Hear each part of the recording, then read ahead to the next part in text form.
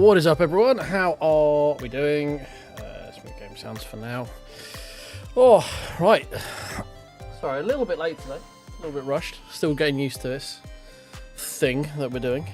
So, first of all, thank you very much to Jeff. Actually, I need to, before we get too far, put a couple of links in the Discord. Bear with 2 seconds. So, I am taking part in the TheSimCafe Need for Speed Championship, which has got a qualifier round on Saturday, the second of 2, for seeding for teammates and stuff.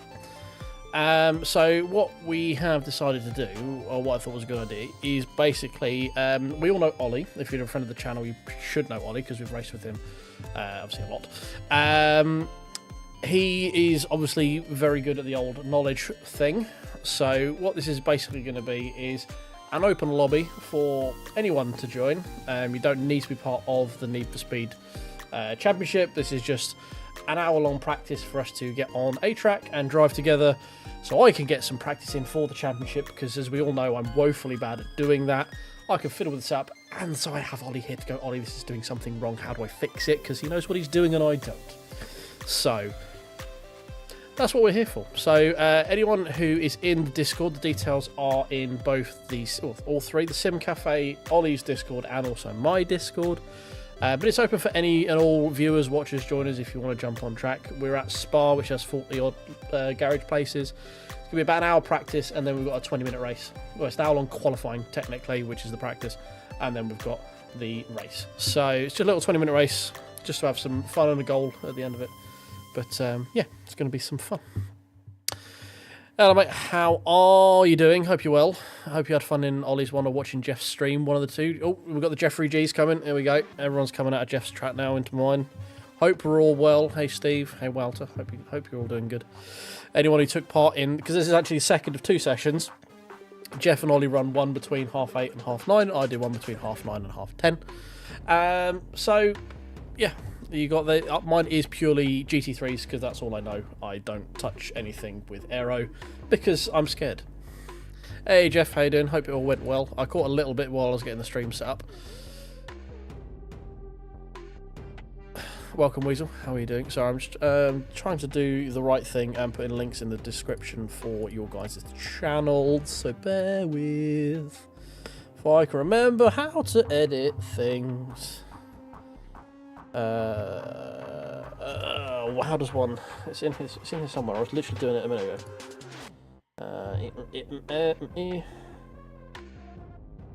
Not that one. Not that one. It's in settings somewhere. I can't see the button. Is it because it's on?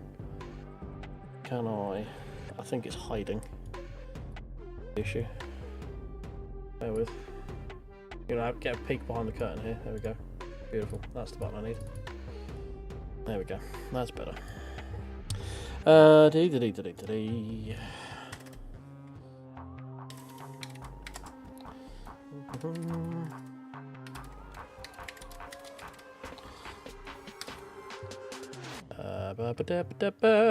Yeah, Ethan, you can join, mate. You can join. Everyone is welcome.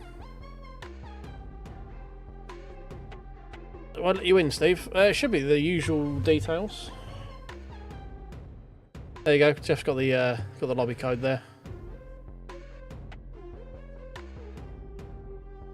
Cheers, Alan. Appreciate you, mate. Alright, you will get some more entertaining streaming shortly. I'm just faffing about doing the things that I should be doing. Shut up. Stop it, YouTube. Alright, we need to grab that URL there, and then we put that in. Yeah.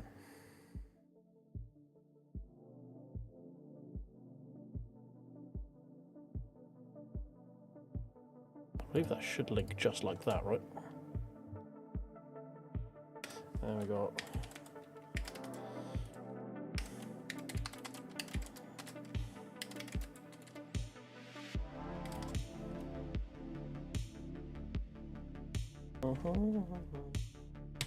Buttons, buttons, buttons. There we go.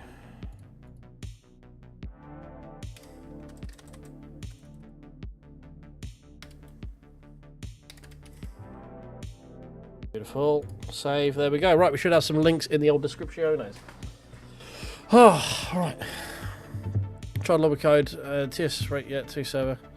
Cannot join. I to pass. Jeff's got the server set up for that. There is no. If you have the lobby code and the password for it, it should let you join. I don't know on that one. That is a very long YouTube name. Thank you very much for the subscribe there, Alan. That's a very long name. What was that, follow, I guess, wasn't it, on Twitch? I think you said you were doing something going on. I don't know. I don't know what I'm doing. Thank you very much, mate. That is a very long username.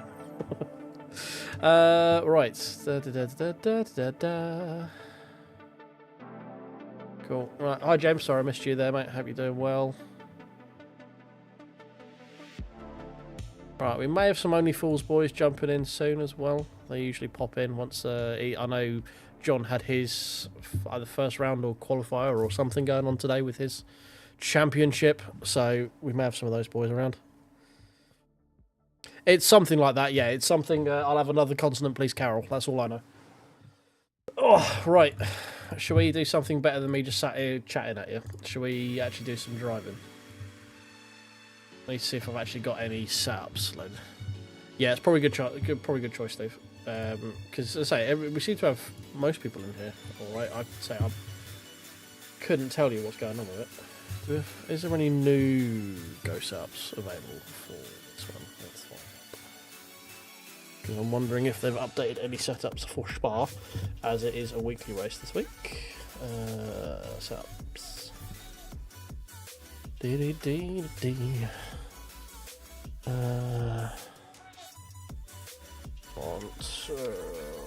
Lexus at Spa. Install. Refresh. Oh, we do have new ones. 7th of April. Beautiful. Look at that. Let's try. We generally prefer the safe setup, so let's go safe quali 4. Load.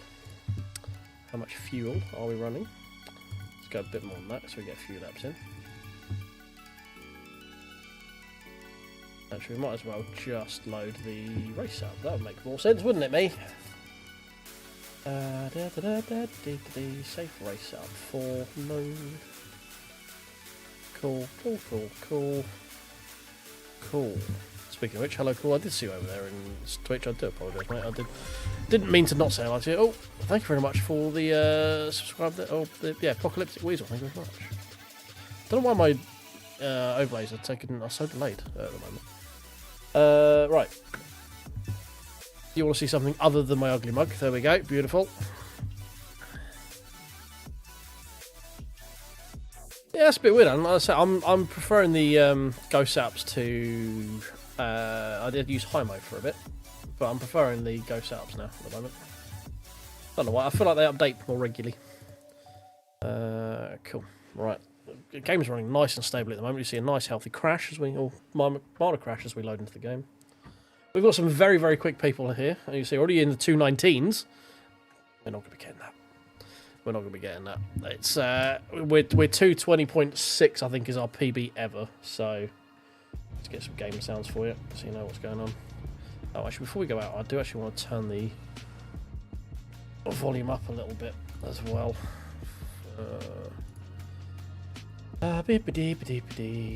Sound. Onboard volume.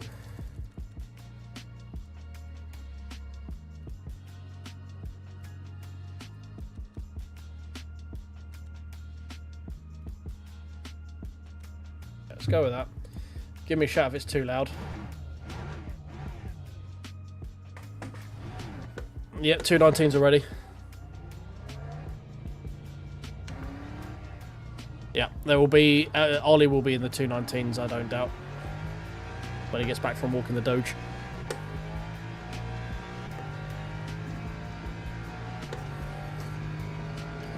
Right. So we're going to do a couple of acclimatisation laps. Why is the force feedback so heavy? That's interesting. Just purely because I've done literally a warm-up, as we always do when we do this thing. So, yeah, do a little bit of acclimatisation runs. We'll do a bit of a simulated long run for like sort of race pace, and then when we're a bit more sort of warmed up, we'll do some quali laps at the end. That's fine. That's fine. Like I said, we're still a bit fresh. Still warming up. Totally forgetting to go down to second gear for that corner there. So we're just gonna sort of get some laps under our belt, get warmed up, shake the cobwebs off, and then we'll get a bit more aggressive towards the end of the practice. Ideally, we're looking for minimum 220 point something. I'll be happy if it's 220 point something. I don't get there regularly, so that will be a bit of a push for us, but we'll see what we can do. Immediately off the bat, this setup's actually feeling very, very nice. We have got tyre warmers on, so it does save like a lap of warm-up. Although apparently I heard today that if you use tyre warmers, you can never get the absolute best grip out of the tyres. You always end up being a little bit too warm. Apparently, that's from a Mr. Boothby. The guys that go setups and Hymo and that sort of stuff. Apparently, if you use the tyre warmers coming out of it, you always are like 2 or 3 tenths off optimal for some weird reason with the temps and how they build and how you like get heat through the tyres when you do it like sort of naturally. Don't ask me how or why it is. I'm just regurgitating the small little factoid I heard at work. Lift off so we don't have to avoid the next lap. Now, this is where I think most of my time is in this bus stop. I can never get off of it cleanly. We always end up too deep in the traction control, or just my line is wrong, or something. But who knows? We may... Oh god, hello. Didn't want to stop for that corner anyway. 2:19.3 from the Corsair. Jesus Christ, that's Corsair even. Very, very quick. Spa does seem to be, I think, one with like 2... There's quick people, and then there's hecking quick people, you know? I don't know, to be honest. Their practice lobbies are a bit jank. Sometimes they work fine, and sometimes they just decide to end 5 minutes before they say they're going to. And they seem to just sort of disappear for no real reason. It is very annoying if you just want to, like, just want to practice something. It's very, like, it's not the easiest thing to do to practice things as in, like, close to race conditions. Especially if you're doing, like, practicing for the 2.4 hour weekly race, or something like the 4 hour. Those ones are a bit better. They tend to have a bit longer practice sessions, but they do get a bit weird. Loading sandbags in Shikara. Okay. Well, don't worry, none of the times here are held against you, so you can show your true pace here. I won't tell Jeff, it's fine.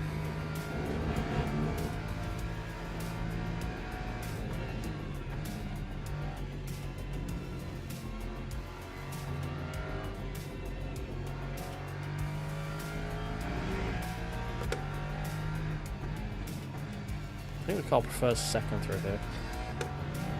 But we'll never know, because we will just miss every apex that we try and aim at, so, you know, that's irrelevant.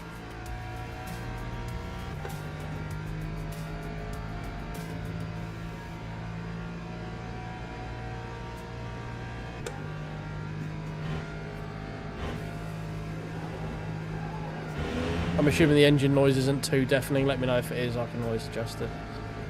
I can adjust sort of what you hear versus what I hear differently. So if it's a bit loud versus my talking, let me know. I can bring it down a little bit. I was just struggling to hear any form of engine noise, really.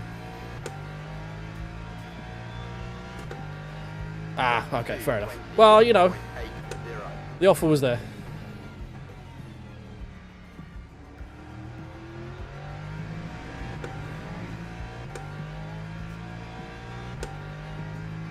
Okay, good, cool.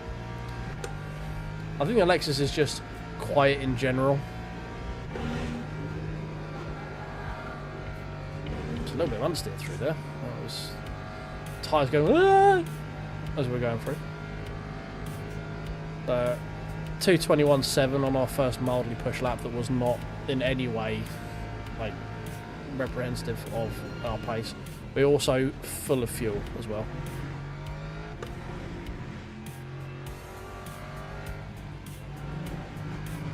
And these are all the excuses I'm going to use. PB was like a 220.6. Target is anything 220, ideally in race pace.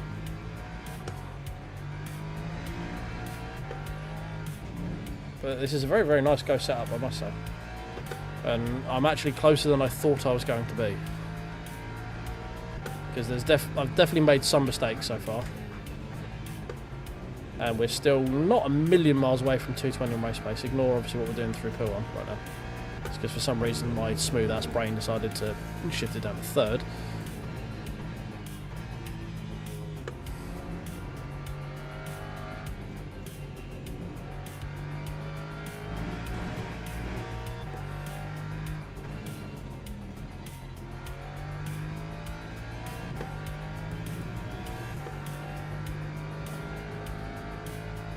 There's definitely some areas of just confidence that I need. Like I need to just keep my foot planted through Bloodshmont and all through Stablo 2 and through Eau Rouge and Radion.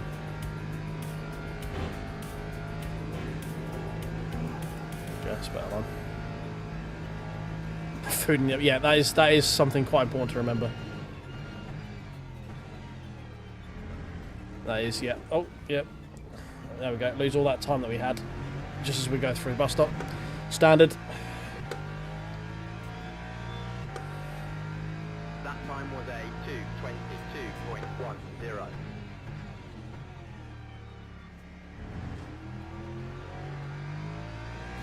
I got a little bit slip coming out of the what was that? It's the sauce, isn't it? Yeah, true smoke detector. That is one.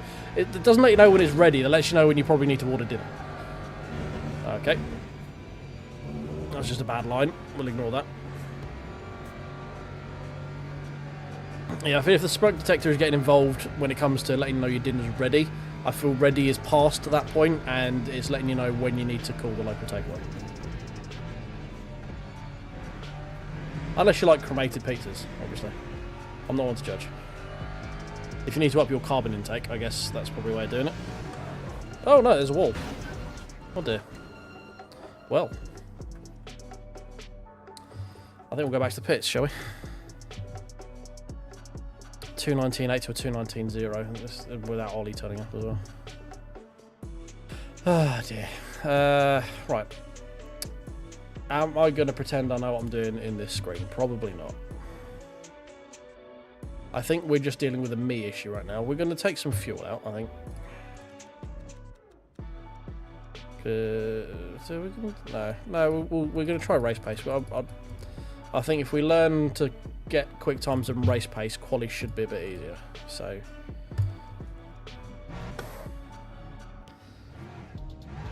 no, trust me, mate. For me, it's definitely the time you order a takeaway. It's yeah, I'd rather a takeaway at that point. I've already called it right off.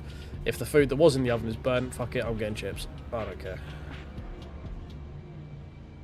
But as soon as I get any form of excuse, it's gonna be no takeaway.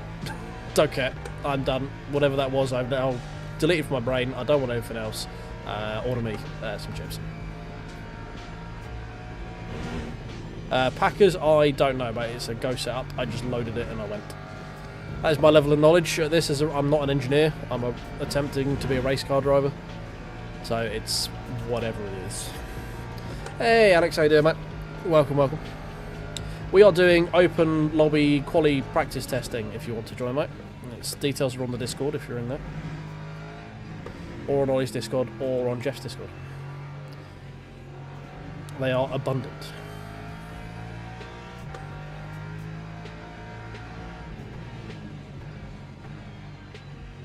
Whoa.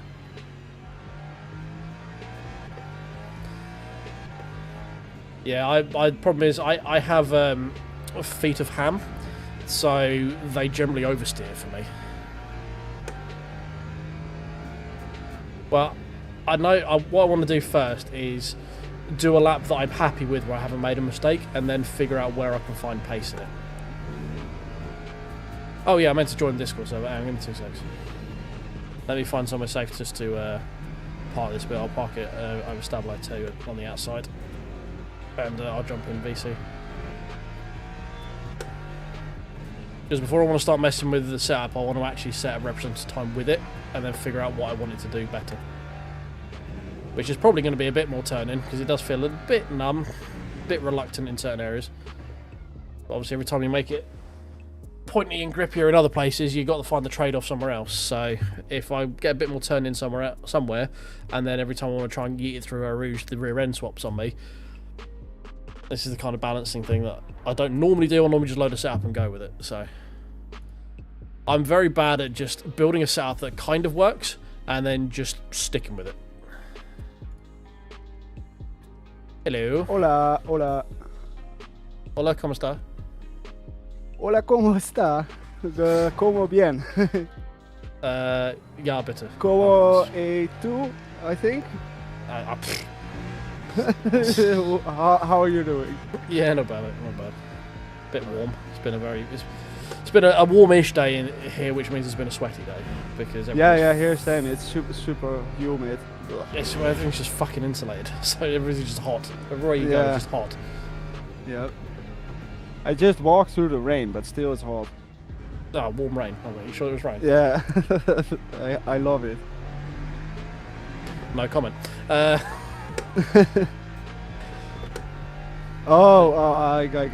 mind. So I was too slow. I was too slow. Yeah. The warm rain comment caught you out a little bit. Yeah. Yep. Wait, why is my LMU saying that you are in the pit? I'm not. I'm quite clearly driving my way down to Rouge and Radion right now. About to have a big accident. Ah, there you are. Nope, no accident. Hurrah! I've just downloaded the new set of Go setups. It's actually quite nice, this safe setup. It's a little bit too safe, but... It's saying unable to join server, someone in chat says. Yeah. Oh, that's weird, because I legit just joined 3 seconds ago. So you might need to reboot your LMU. Yes. We had the same thing earlier with someone. He had to just shut the game down. And if you have it on for a long time, yes. Yeah. It's, you know, this game's still in early access. You can't expect all the features to work. It's not 1.0, 1.3. No, definitely not. No, 0.1.3, I think. Yeah.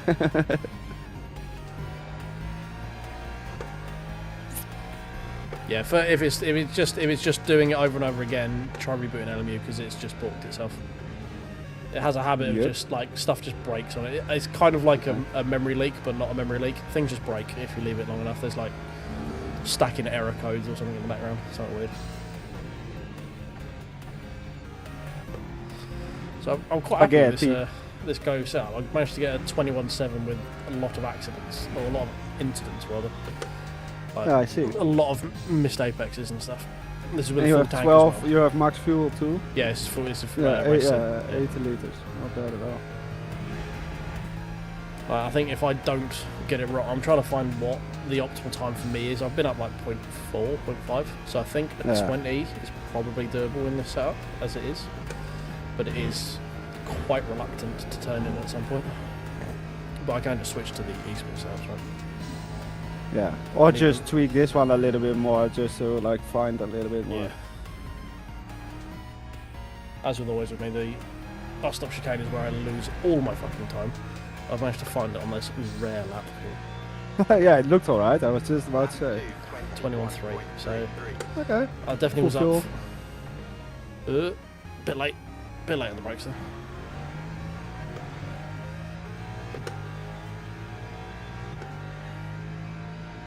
I don't know whether this wants to do Rouge Radion flat. I've done it once and it was massive on the stick, but it could also just be that piss poor line. I think it will most likely be like the ever so slight. Yeah, it needs like an 80% or something, like just to get the nose to come back around a little bit. Yeah, exactly, just to keep it consistent also. Yeah, I don't do too much because obviously you just unbalance the car. But just a little bit, just to get the nose to tuck in again. Oop, steady.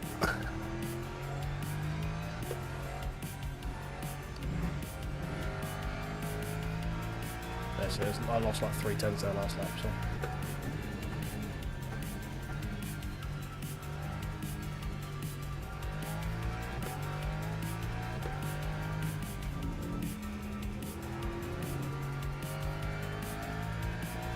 Just a bit greedy on the throttle.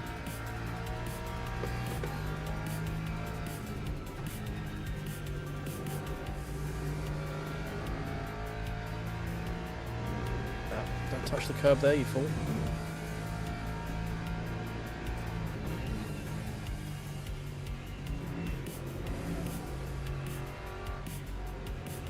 Sometimes it straight up feels like the Lexus is rolling, you know, like it's gonna roll. I mean, that was a minor Tokyo Drift moment there.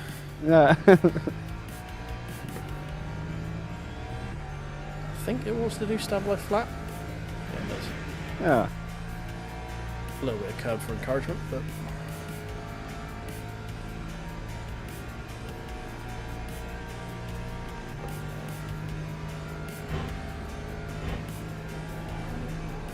a little early there.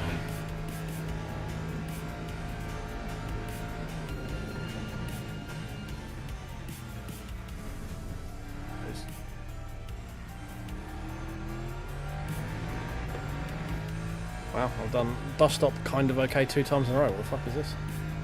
That time was a Almost unheard of. 21.85.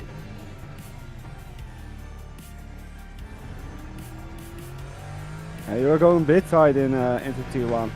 I think I normally do. Yeah. My brain's like, cut as much curb as you can, but I don't. Yeah, no, but like you want just a little bit later apex, you know? just a Like you fucking can terrible still use the curb, that's fine, Yeah. but Just turning in too early. yeah. And it's weird, specifically in that corner. I always think like, oh, now I'm properly turning late, and then I watch like actual world record lap, and it's like, okay, goddamn. Or like even the F1 qualifying lap sometimes, you know? Like you see them all the way, basically like 10 or 25 meters past the apex, and then they're still turning, but still it's faster somehow.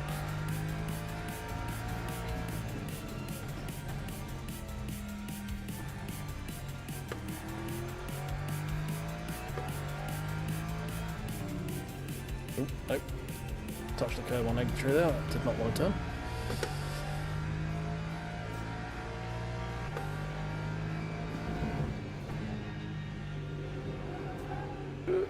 Rears, please hold. Thank you.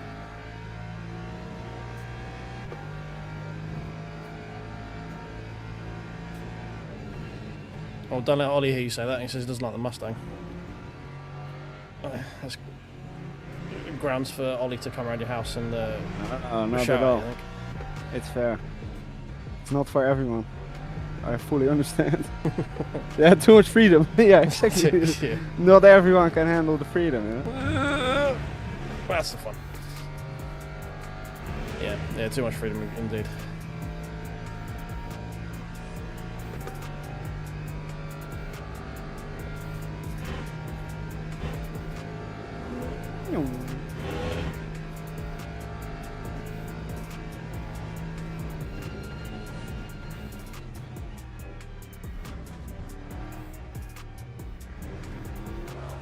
Dead 8.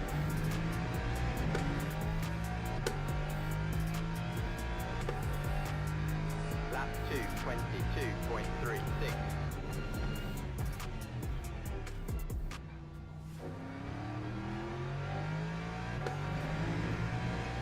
It was almost perfect, I think.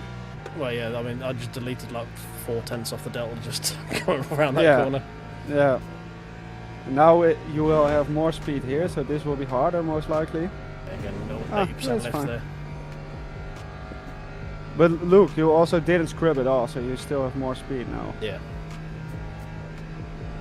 I think that's like kind of the key there in the GT3 is to just Try and feather off minimise the scrub, throttle. Yeah, exactly, and just not scrub.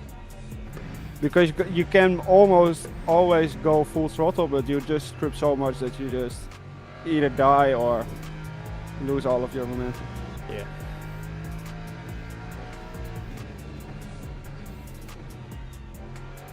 Brake too much on the way in. Yep. Get off the curb.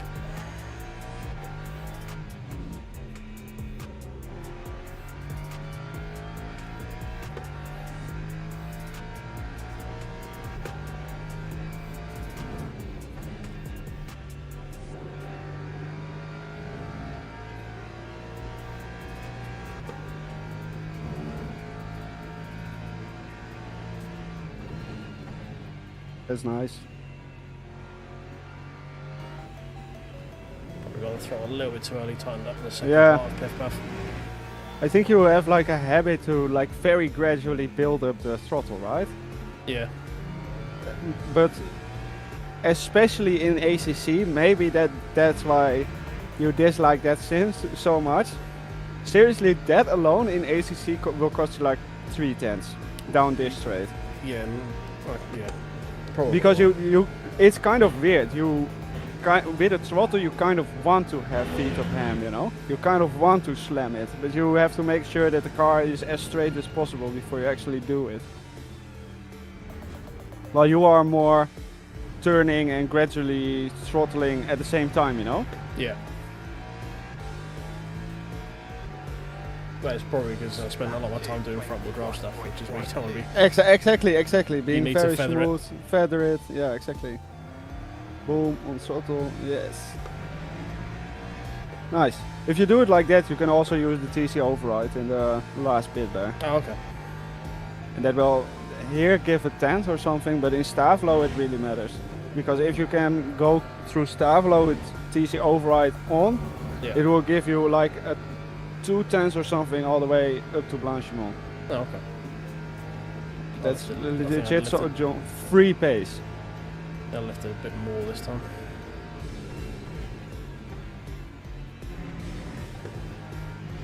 How it's a food Oh, Jesus Christ. Exactly. How it's a food. Boom. Beam.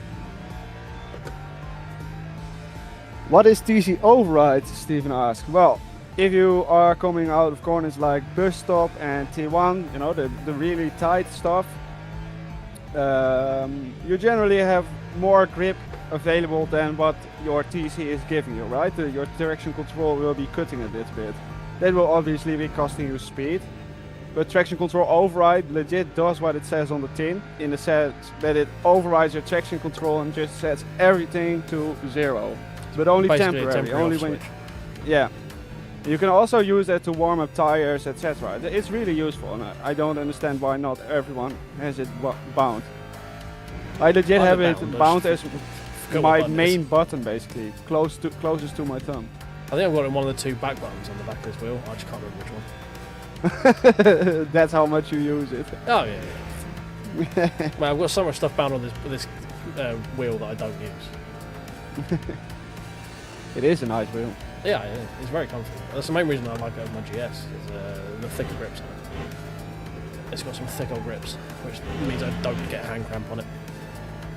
Yeah, that's super nice. I wish this Fanatec had also thicker grips by default, but... Wait, yeah, but you got your tennis grips, so it's effectively does, like, the way you set up your grips. Yeah, exactly, yeah. The thicker it's bit. It's way thicker now, yeah. Yeah, it's the way it's...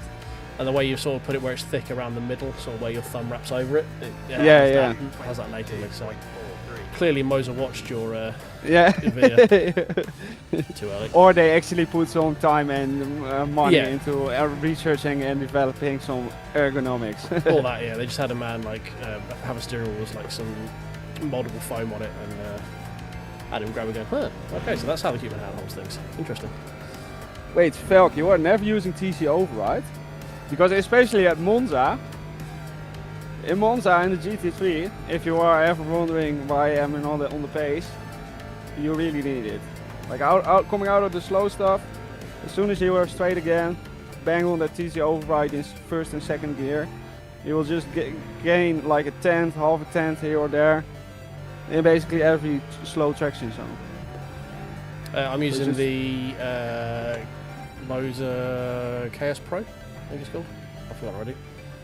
So deep in thought, I went so deep into the corner.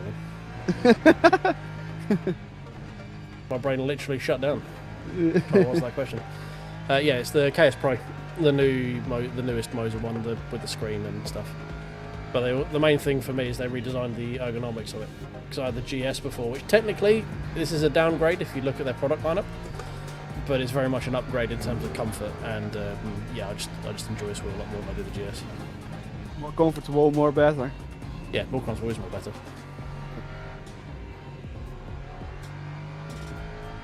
I kind of want to buy that weird Heusinkveld wheel if I ever upgrade. Oh, yeah. Yeah, because it looks like shit, let's be honest, but it looks so It looks comfortable pretty as goofy. well. It does look like something you give to your kid and go, hey, you play with that. Yeah, exactly. But on the other hand, like I'm sure the moment that I hold it, and it's also like designed for European hands, right? Niels Heusenfeld is a tall guy. So the moment I wrap my hands around it, I will be like, oh yes, this is made for my fingers. It's compared to the Chinese stuff. Yeah. I really want the. I have no need for it, but I really want the screen with buttons. Oh yeah, the like the. Like the dashboard thing. Yeah, that's super cool. I also kind of want to have that at some point, but that's fine. I'll save up some money. Too early. Cousteau running with literally 0 fuel. Casual 2 seconds off the pace, so standard. I'm putting it all down to fuel, definitely not skill gap. Without fuel, you would have done like at least a second quicker. Yes, I mean that's what I'm telling myself as well. You know? Yeah, no, but it's true. Well, no, because you forget when I it's not a qualify. lie. When I'm actually pushing, you forget I make mistakes. Yeah. There's a reason that we put me in the car when we need to do 40 laps of fuel saving, because it means I can switch my brain off and just AFK drive. Yeah, I was just talking about it with Jeff, that he has like a very aggressive style, and he has to tell himself to underdrive a bit, and you have to tell yourself to hurry the fuck up a little bit in qualifying. Hello, Jack. Good to see you, man. Yeah, I need to make myself a bit more uncomfortable in the car, and it sounds like you need to make yourself a bit more comfortable in the car. Yeah, exactly. Or like not even like uncomfortable, but just tell yourself like, okay, let's go now, you know, let's push. Well, I mean, come on. out of comfort zone, I guess. Yeah, exactly. Yeah. But that's why I like LMU, because I just do the longer races because I'm better at them. Yeah, you give me an hour, I can not fuck up and make places up on people who do. But I think like to improve as an overall driver, you have to work on your weakness. So I think like your overall weakness is just qualifying too low for where you are in your race pace, basically. My single lap pace is my weakness. I am not a one. Yeah, exactly. Which is why whenever we do team events, you do the qualifying. It's like, yeah. You do qualifying in first stint where you need to be aggressive and get people out of the way, and then by the time everything's sort of settled out, and we just need the car to not be dead, then you put me in the car. But in the Need for Speed, you're gonna have to qualify yourself. So. Yeah, I know.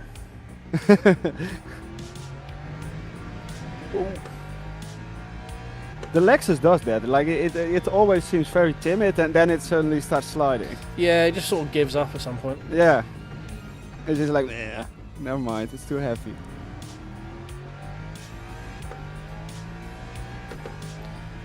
I am consistent, Alan, up until the point where I have a complete brain fart and throw it in a wall.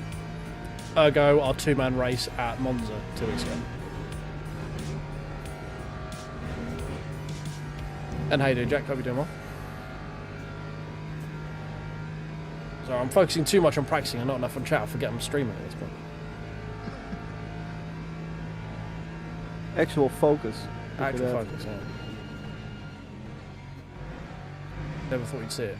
Me actually focusing on something. Rather than just driving like an absolute penis.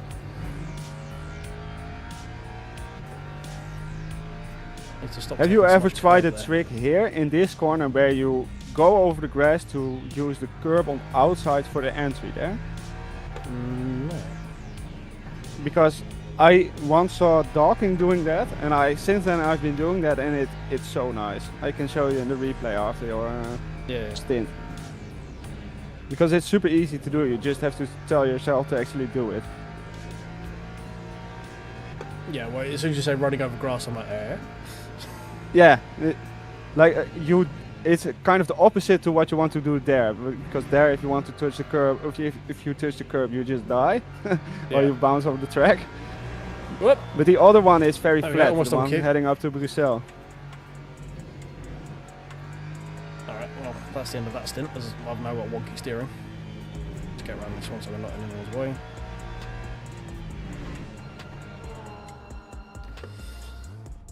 Right, I should probably drive aggressively now. Yes, get some. Wait, can I like share my screen? Can I? Is that possible here? Yeah, I think so. Should be able to. Share the screen. LMU. Yeah, exactly. Where it needs to be comfortable being uncomfortable, basically. Good, Jack. I'm glad you are well. Can you see the screen? Give me 2 seconds. It may actually pop up on the weird overlay thing I was talking to you and Jeff about the other day. Ah, that would be very nice.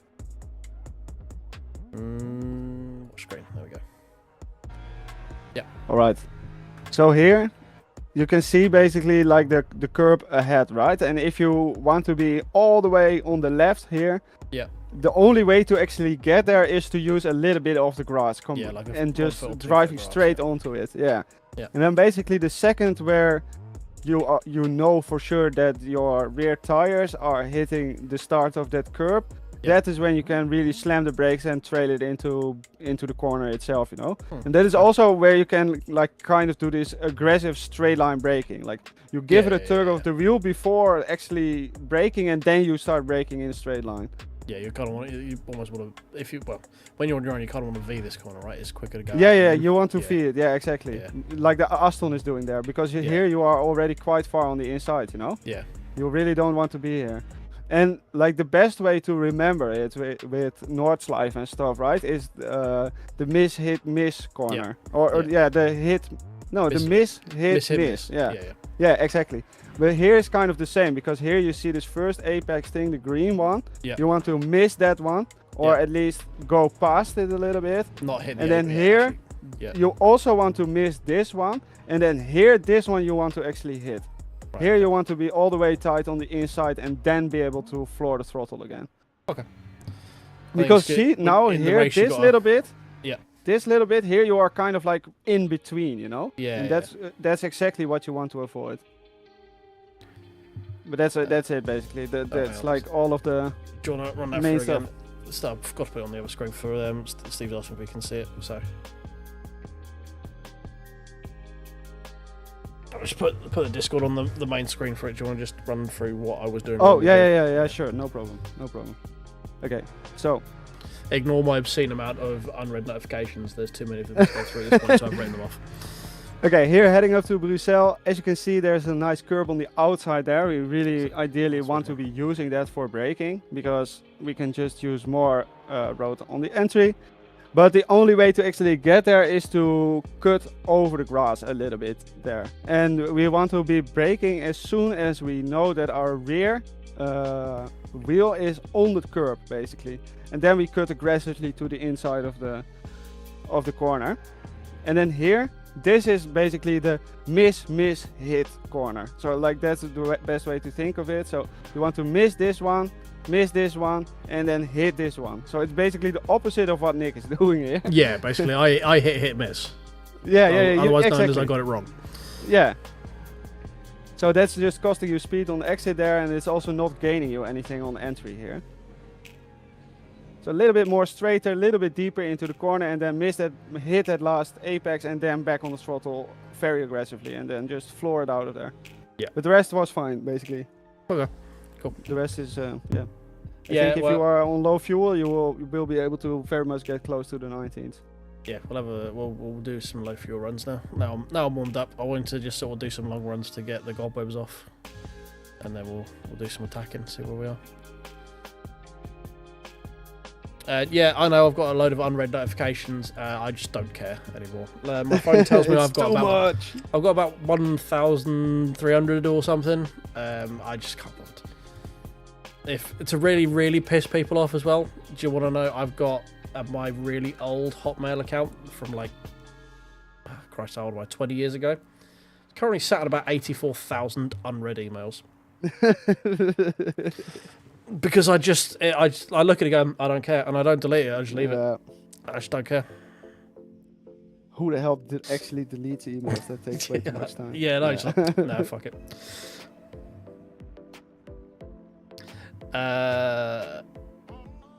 It's the left-hander. After that, I hate. So then it's no name Jackie X corner, and I think everyone hates that corner. I think there's no. Yeah, okay, you can like the corner as in, but like technically it's very difficult to nail it, you know? Yeah, yeah. I mean, get in there smoothly, apply the throttle, use out the road, etc. It's very difficult to actually. On list of corners I hate is not one of them, but it's also not one of the corners I very much enjoy taking. So yeah, it's very much a 60% of the time I get it right kind of corner, and even that getting it right, it doesn't mean I'm doing it perfectly. It just means I haven't done it terribly. Yeah. Right, let's do. Should we spice it up and go for an esport level qualifying setup? That's all right. I could probably do is shifting the balance a little bit, make it a bit more oversteering, but we'll fiddle with that at some point. Right, let's put in about 5 laps worth of fuel, which should be something around there.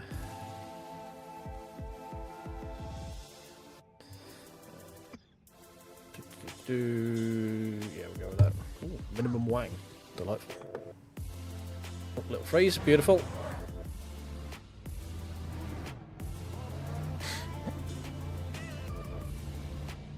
I think my weakest corner on the track is probably bus stop, which is not good. No, it looked like it was fine. It's wherever like people always seem to close a gap up on me and get off the corner quickly. Okay, yeah, that's fair. Yeah. But I think I'm just. Yeah, but that's also like an optical illusion generally, because you come from such high speed to such low speed, right? So the gaps close up again and then spread out. I think it's mostly just my exit from bus stop is so sporadic. Okay, yeah, okay.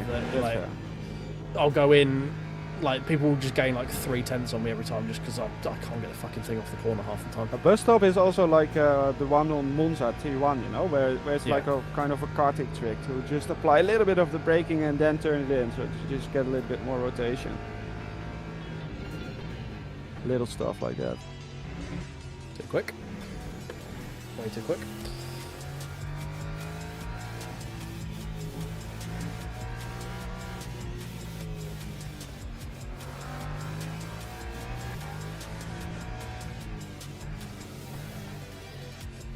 Krish. There he is. Too much. I can never tell if the Lexus wants to be in third or second for no name.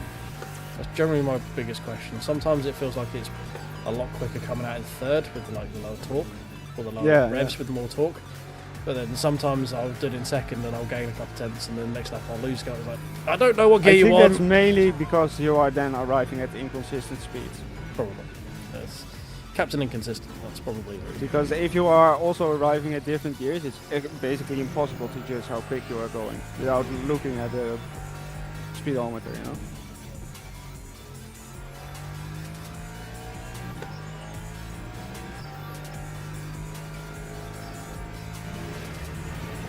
Even the eSport setup is a bit understeered there.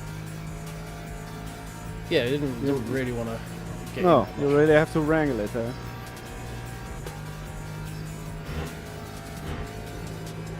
Blanchiment is easy. Fair enough.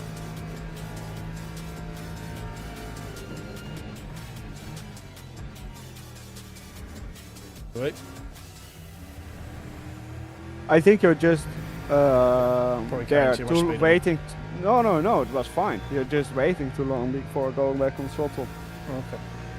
And if the car wants to spin there, because it's such a low speed corner, then you'll just have to turn up your overall traction control a little bit.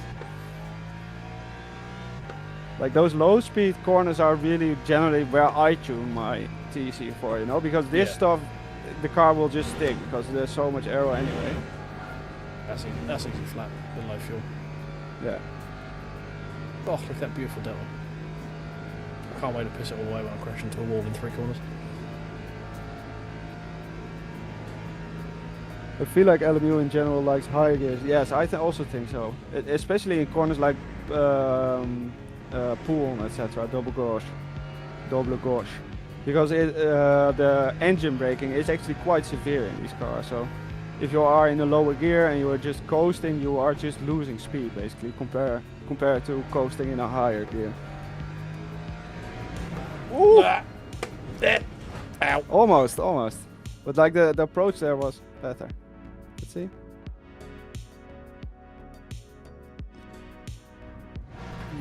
I tried to do change too much on that corner. I tried to take the wider exit and the line. Yeah. Should have one or the other. Yeah, I would. soon as I did, I'm like, in general, going to- wide there on exit. Just don't do it. Just stay on the middle. It's easier. Yeah, Like maybe if you are on a lap of the gods or something, you know, and you really want to wrangle every last thing out of the car. But in general, it's fine to just stay in the middle. that is the entry. I tried to do the little grass cut and then try and take the straight line. Yeah, through the it. entry was good. The line in there was fine. Yeah, I think I was just trying a bit too much in that corner, I think, and trying to hook up for that third bit of dash turf.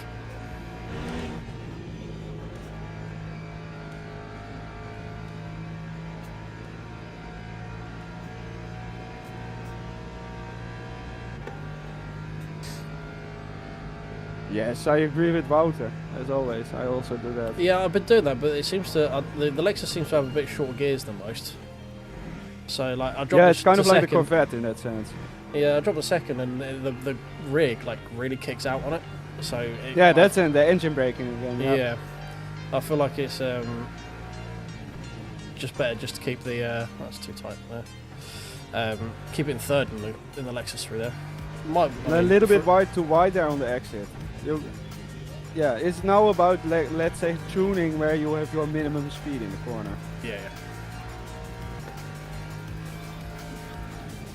And you can also use more curb there, as long as you are braking diagonally but straight. Yeah, whenever I do that, I usually end up having a fucking accident. Okay, fair. So, again, it's often because you are coming off of the curb with some steering angle. Yeah. At least that's what I have found in my practice.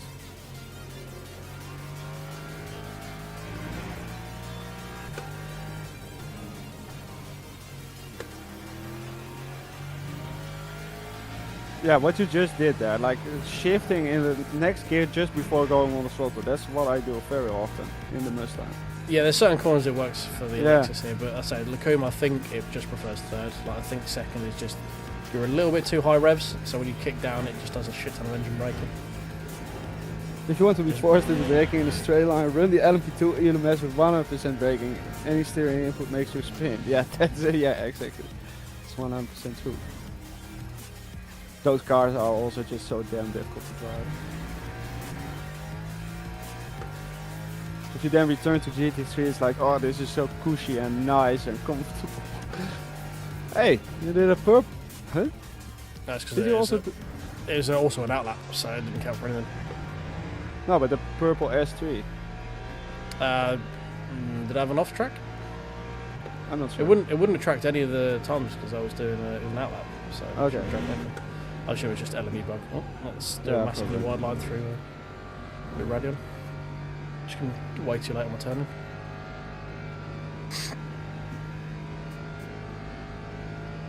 Yeah, that's why I just stick to GT3s well, because they're both like flattered by hubris and require very little skill.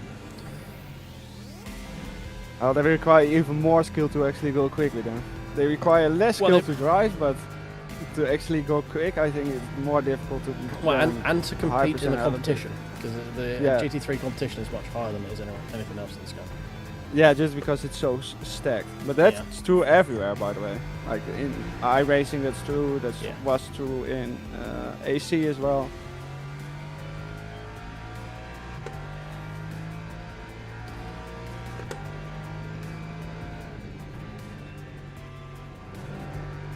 Don't touch that in the curb.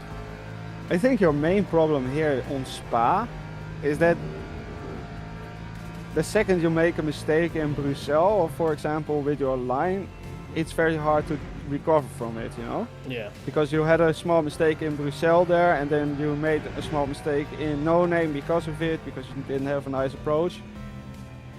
So I think maybe a little bit will also be just underdriving a little bit more now.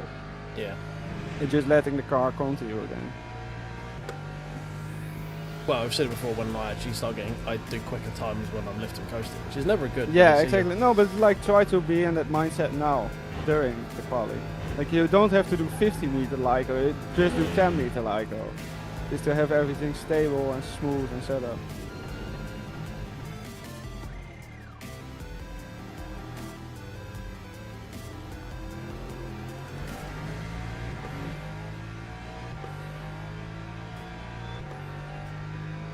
Lap 2, 21.42.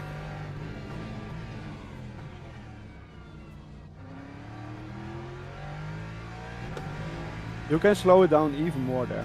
You can basically be standing still, or at least to the point where it feels like you're standing still. Right, okay. You can floor it even harder. Woo! Let's go. Slight little toe lift. It's fine. Yeah, I really enjoyed the 2.4 hours. I enjoyed doing the solo 4 hours as well, to be fair, but I'm also a sadist.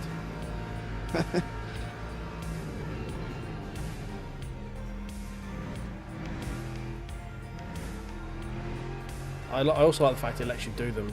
Oh, someone joined the server there. That was a nice little spike of force feedback. That's beautiful. I like the fact it lets you do them solo as well, more to the point. Nope, too early on the crawl. And messed up there as well.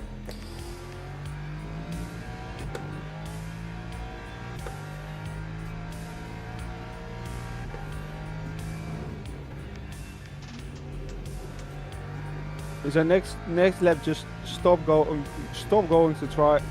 trying to go fast there. Just drive through it.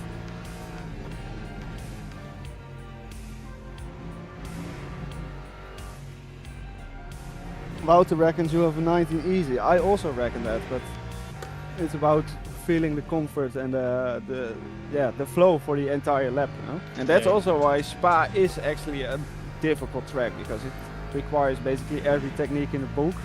And if you mess up one here, example in Stavolo, you instantly drop 4 tenths and you're like, and my lap is gone. Yeah, you're seeing live and in person why I'm not a one lap specialist, because I'm just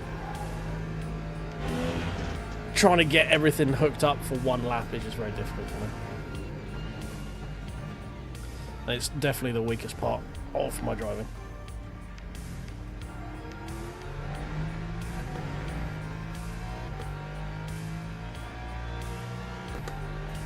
Time 2:21.11.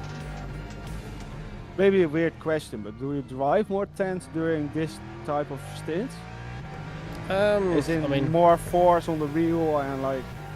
I don't think I do. I mean, it's not something I'm actively doing. Let's put it that way. No, okay.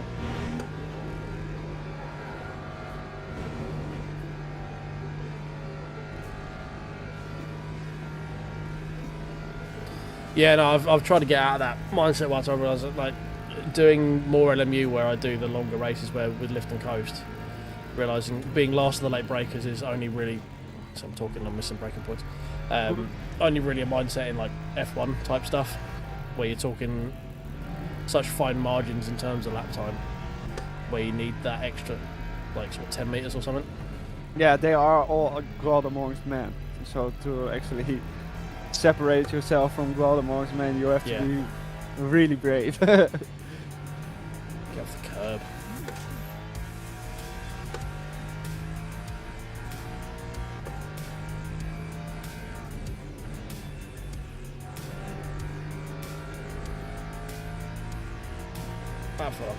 That was nice. That's like the right amount of curb there, I think. Okay, it's not bad necessarily to use a bit of curb there, as long as it doesn't push you wide, you know? Yeah, exactly.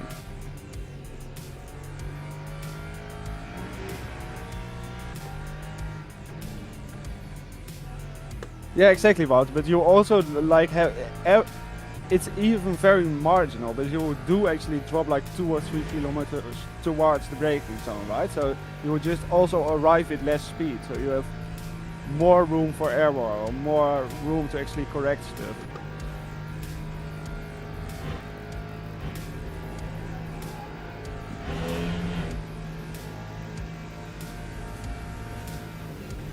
Yeah, exactly, Wout. Yeah. Maybe we're just talking past each other, but we are saying the same thing. Wouldn't surprise me. It happens to me a lot. There we go, mid-20s. Time 2. Exactly, mid-20. Let's go. Oh, wow. What a beautiful lap time.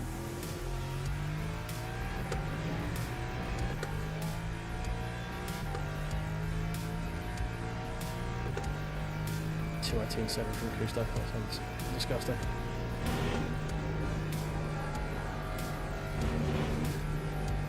Don't do it, you bastard. Did they invalidate? Yeah. Oh, for me it still counts. I can still see. Yeah, I like the longer races. I prefer doing the long races. I don't do sprint races in LMU really.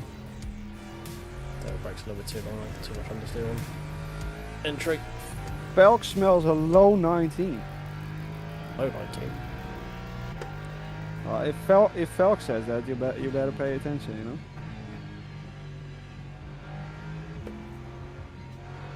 Remember your training, Nick. Remember your You training. got the throttle too early there. Yeah, and just be smoother there. Just don't brake, especially if you're not carrying a lot of speed. Just lift, steer it in, back on the throttle.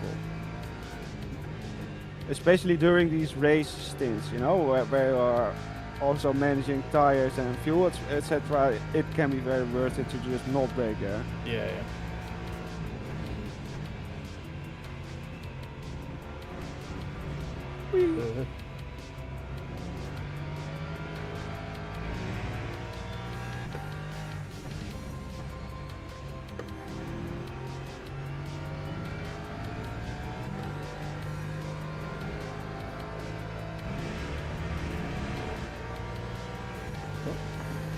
Thank you, Brown. Appreciate it.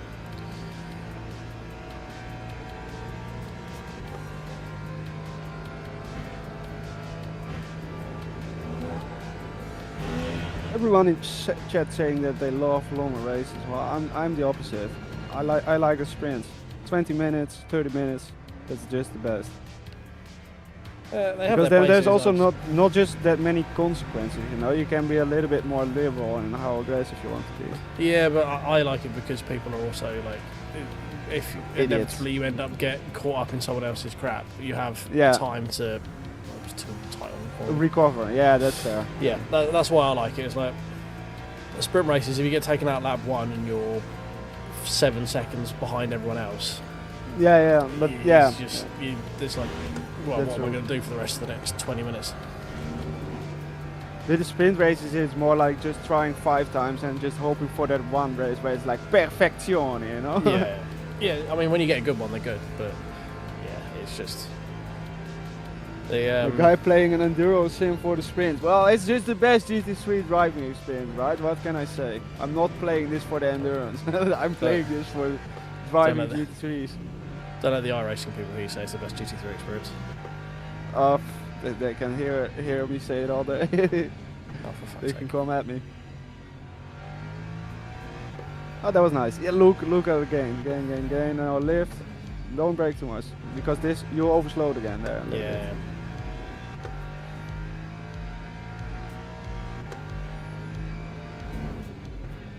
You can have an opinion even if it's wrong. Yeah, exactly. It's a bit like getting my throttle through the door.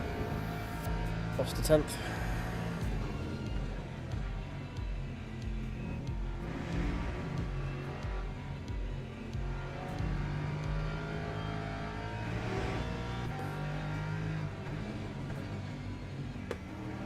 I wish the LMU would show you the best combined time. Yeah. That would be nice. That's one thing iRacing does that is quite nice. Yeah. Because I'm pretty sure you will already be in the 19s combined. Probably. It's just stitching it all together is a problem. Yeah, exactly. Just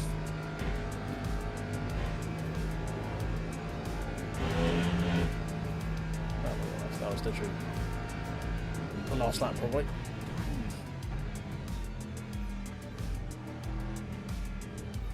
Yeah.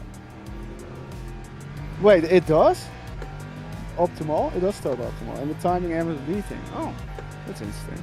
No. 21.14. That's why we have people like Wouters around, you know? I also don't get why LMU lets you just escape out of it at the end of a race. So just by pressing escape brings up the menu. Yet But you not have to in the stop quality. in Yeah, qualifying. no, Makes no sense. No. Makes absolutely no fucking sense. Also in practice you have to park it in the middle of the track in order to get out. Yeah, it's also one of those iRacisms. Wait, that sounds weird. Okay, I'm actually scrubbing the fronts more than I am the rears here. Okay, that's generally a sign that I'm arriving in a corner too quickly. Interesting tyre wear.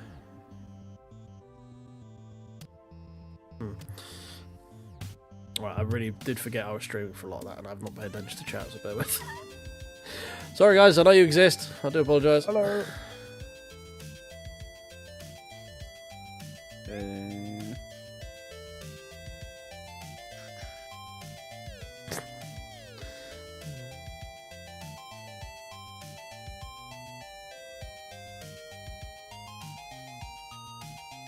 I will also go out on track and have a jolly good old time.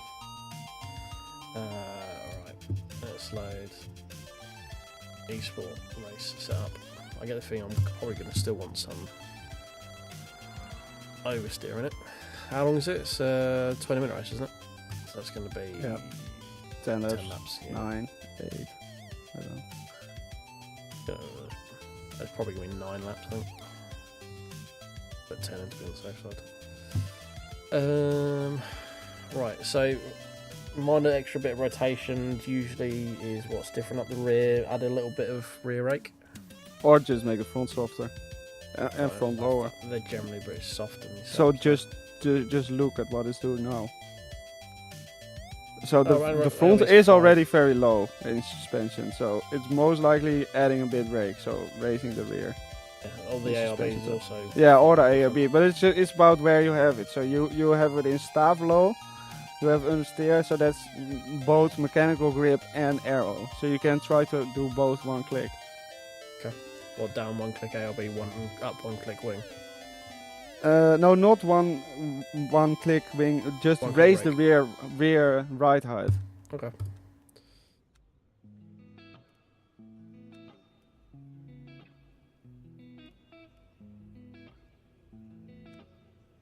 Yeah, from 9. Yeah, exactly like that. Yeah, and then you have a little bit more static rake, and then it will turn a little bit more. Okay. All right. Apologies, Go, for giving all of your new tasty setups out to everyone, but you know. You already improved on it. You know, it's now your setup. It's now your setup. Yeah, so. Hey, how you doing, mate? Setup shop.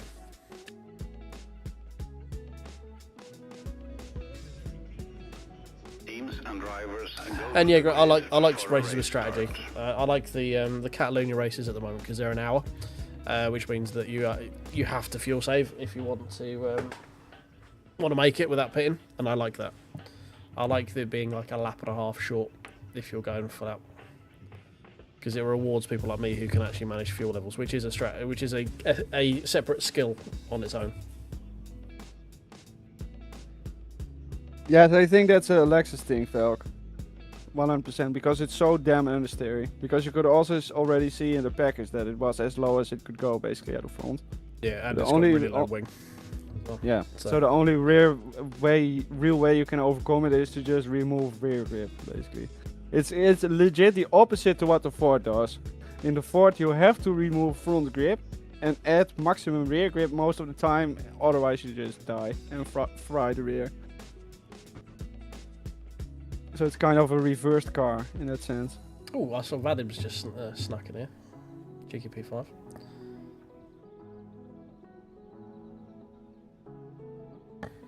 I kind of hope this is quick enough to go 10 laps, because that means there will actually need to be a little bit of fuel saving by some people. That'd be very interesting.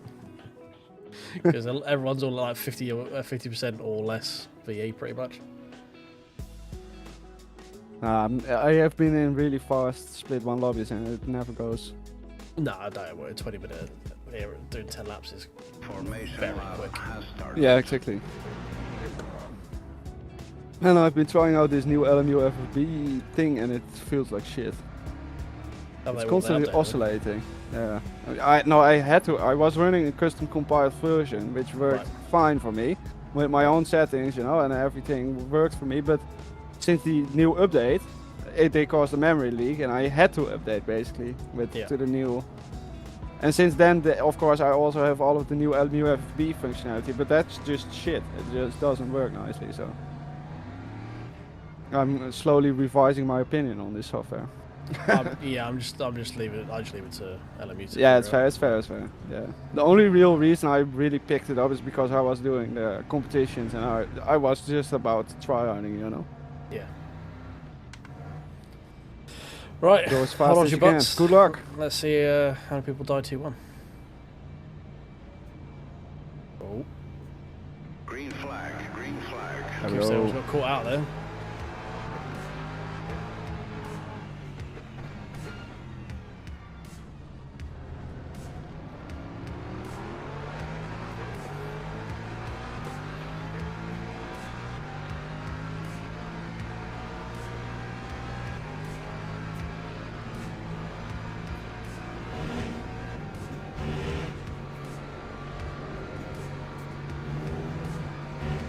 Oh, I see Vadim in his Tutti Frutti only for his livery. Not Tutti Frutti, sorry, fruit salad.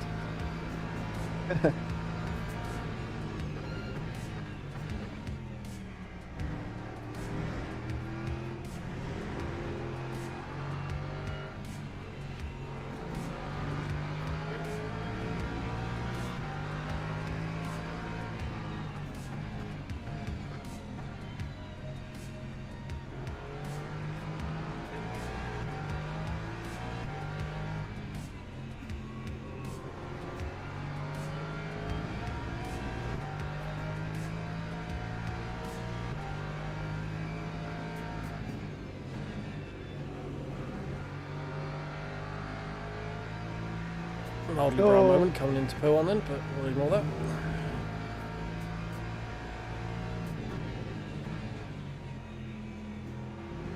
Oh. Brown having a bit of an oversteer moment at Piff Paff.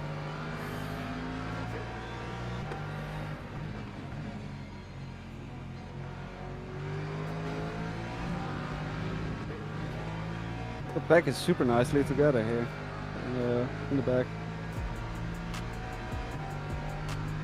Some proper practice racing here. Yeah, you're not wrong, Greg. LMU, like iRacing does. It's sort of uninterestedness of you having to use third-party stuff to like sort of improve your experience or tailor your experience up until their new UI has kind of normalised it. I would also Yes, that's true. It's kind of iRacing is kind of like World of Warcraft in that respect. It's like, Yeah, oh yeah, no, yeah. don't worry, we don't need it. You can fix it yourself. There's loads of extra stuff. We've opened the APK up for you. Don't worry about it. Which, to be fair, LMU also opened up their SDK for that exact reason, but Yeah, and then there's just less reason to use it, you know, because the base is generally a little bit better.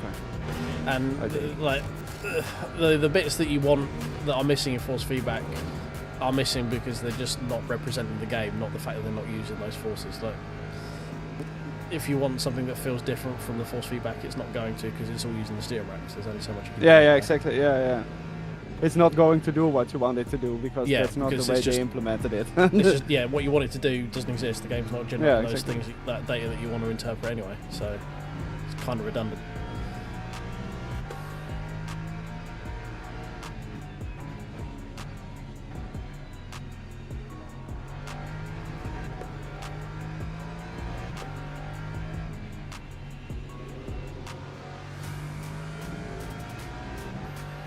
Yeah, immediately adding that little bit of rake and softening the ARB is giving it a lot more front end on it. Nice. Make it get through no name a lot easier as well. Yeah, exactly. Kind of just wants to turn now. Yeah, just it's fighting the steering a little bit less.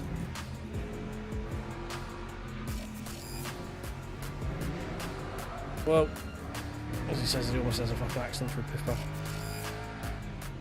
That's because I touched the grass more than us.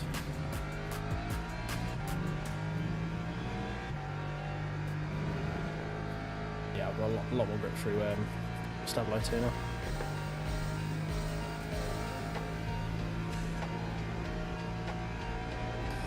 Yeah, stuff like tiny pedal I get. Like overlay stuff is different.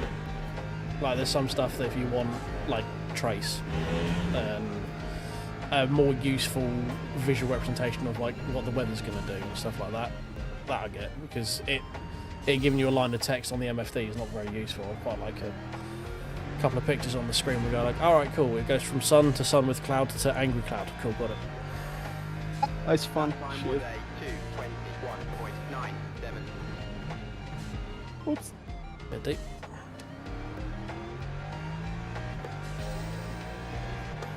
I'm having to run like really weird settings with a lot of dampings for it not to self-oscillate crazy, but that also makes my steering feel so numb. Well, you run a lot of damping anyway, right? No, only smoothing. Generally smoothing, zero sorry, damping. Yeah. Yeah, It's weather like widget is just something. self-oscillating. Weather widget is something I would like with Motherboard. Like something that makes a more visual representation of what the weather's doing, rather than just a line in the MFD. Because it's kind of annoying to try and find out where it is in the MFD if you're like driving. Which I know, being an enduro thing, when you've got teammates and stuff, it's different because you can have a race engineer to actually look at it and tell you what's going on with it, right? So there are ways around it, but it'll still be quite nice when you're cycling to actually be able to figure out what the weather's doing if you're in a longer race.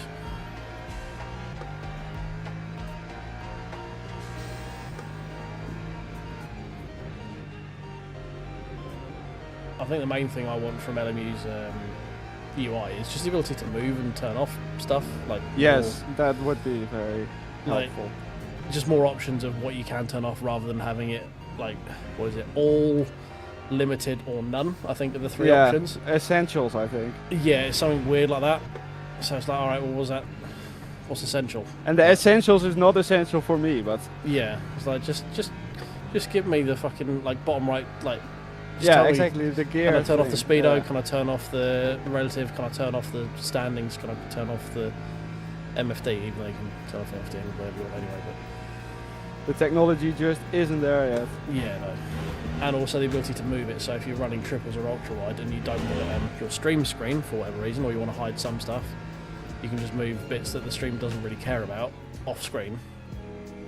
Like, I don't think the stream will really care watching what gear you're in and what speed you're doing and what revs you're at. Because that's a nice little corner you could put, I don't know, say a webcam in that wouldn't interfere Exactly. with what the viewing experience by having you sort of sat up on the dashboard. So, just little things like that. Try driving with that radar. I used to be able to do it because I spent so many years driving in Forza. I just had a sixth sense of where cars were and when they were about to kill me, basically. Yeah, you do get used to it. Once you actually have it, it's like, once it's gone, it's like, huh? Yeah, you do start actually using the spatial audio in the game. It's Yeah. like, okay, I can hear where he is. Apart from like me, you don't have anything over your right ear because you can't talk in a anechoic chamber, it just feels weird. So I have to have one ear out, otherwise it feels like I'm talking and I'm deaf.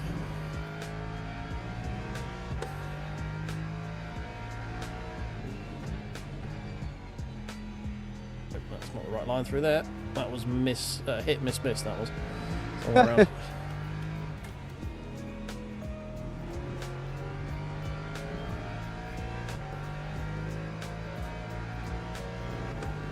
Yeah, I mean, it's a good learning tool, right? But it's like, of all the information that are on the screen, it's probably the least useful when it comes to understanding what's going on in the race. It's more my point. Like, if I wanted to cover if I wanted to put myself in the corner and cover one of these bits up, the speedo and stuff in the corner is the one that has the least amount of relevance to the rest of the race.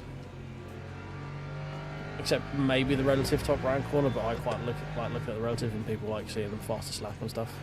And also, just being at the top of the screen, I find it a bit weird. I don't know why. I can't remember who puts himself. Is it Suzuki who puts himself top right? I know someone does, and I don't know, weirds me out straight. Which my surname was Suzuki. Yeah, I know, but he's also German, so that doesn't make any sense. Yeah, no, that doesn't make any sense, but still. Suzuki as a sim racing streamer guy just makes sense, you know? But, well, I mean, apart from Suzuki not being represented in any major motorsport, yeah, sure. Yeah, whatever. As the Suzuki Escudo in the bike speed. Well, yeah, unless you're looking at like downtown key car racing and underground street racing or something like that. Whoa, Paul Lambert came from downtown there, and he didn't make it either.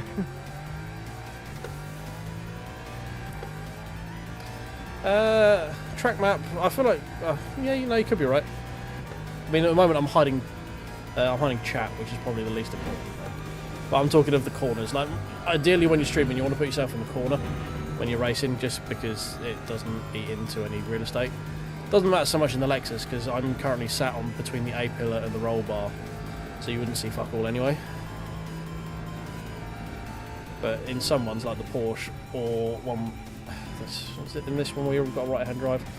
I don't know if no, it's not one. This is it. Oh no, the Aston's right-hand drive, isn't it? I think. Oh no, This is left-hand drive. At least for me it is. Is it? Yeah. I think all cars are left-hand drive.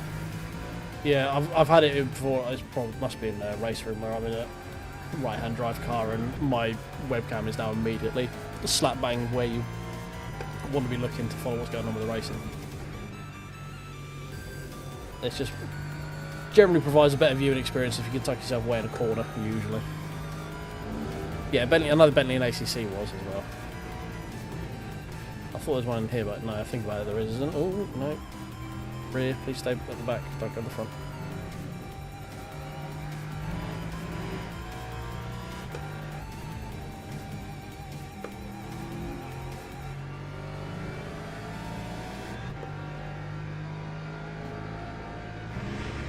Steady. Yeah, I missed the Boatley. The Boatley was fun. Yeah, the Bentley, yeah. That was a good car. It's just, I don't know who in their right mind thought it would make a good GT car. I was like, hey, we've got this like Victorian townhouse. If you want to go racing with it. Yeah, humongous. Yeah, we've got this 18th century Victorian manor. Yeah. Yeah. That's basically the best way to put it. What we've done is we've thrown all the kitchenware out, we've emptied the basement, and we're going to go take a GT racing. We've told all of the mates to scram. Yeah. We've and now it's a replaced race car. all the windows with Perspex, with put carbon fibre on all the door sills. I'm in a right nuisance acoustic right now. Poor guy's trying to drive quickly and then he's got me in front of him.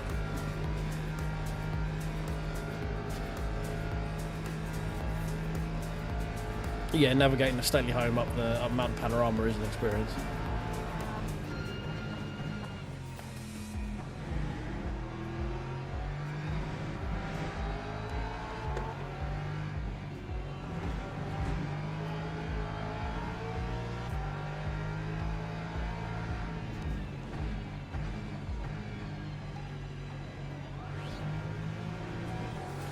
Ah! It's like on the curb.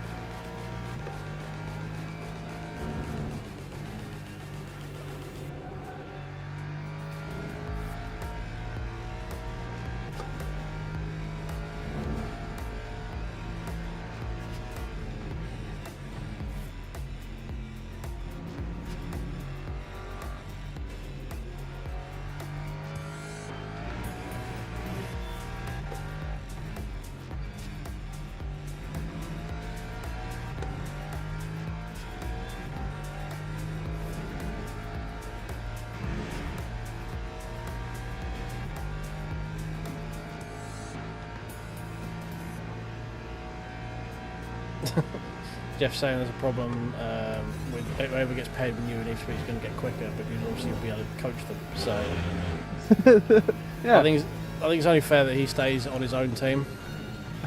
Solo. Yeah. I have to drive both the hypercar and the GT3 at the same At time. the same time, yeah.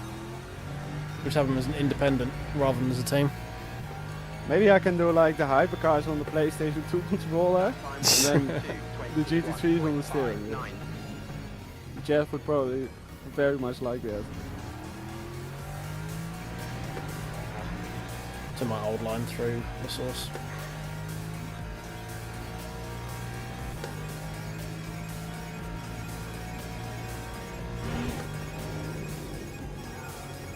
The front did not want to hook up then. We have a big lift. Have I linked the tyres already? No. 81 front left, that's the worst. Not great, but it's not bad.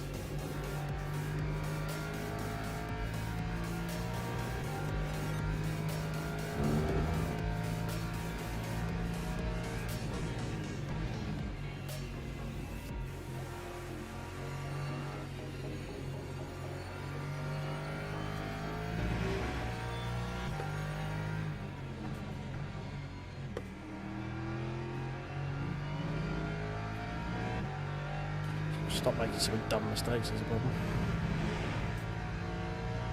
Just got to lock in, as they say. Lock in, yes. Yeah. Jeff says he really enjoyed the session earlier. And he says thank you. Oh, awesome, man. Good to hear. Yeah, I also really enjoyed it. It's fun to just chat some cars, hang out in chat. In Discord, I mean. Stop your boat.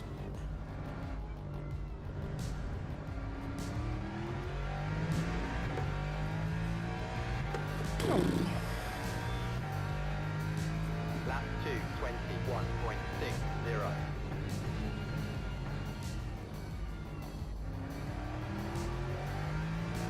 That's better.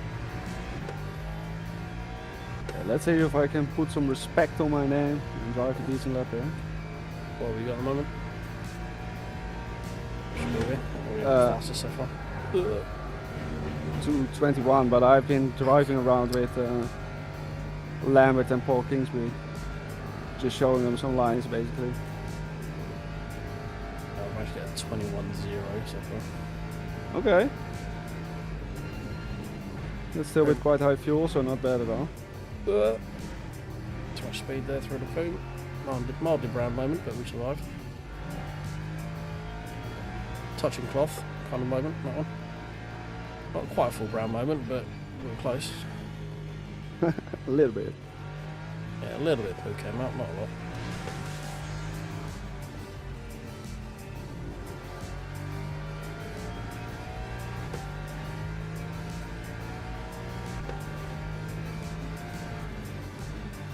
If I can stop making mistakes, I know there's a 20.6 probably in this with fuel. But anyway, I've got 2 laps worth of fuel. But also worn tires, or at least hot. Oh, never mind. No, I've died at Piff Path, never mind. Oh.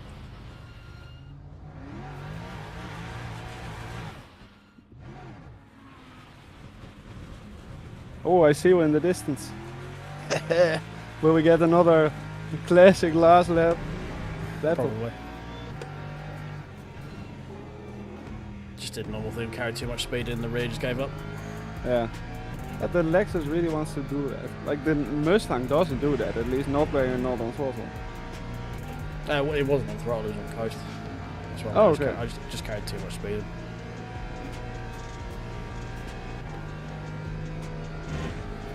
No, but that's what I mean. Like if you do that in the 40, it just understeers most of the time.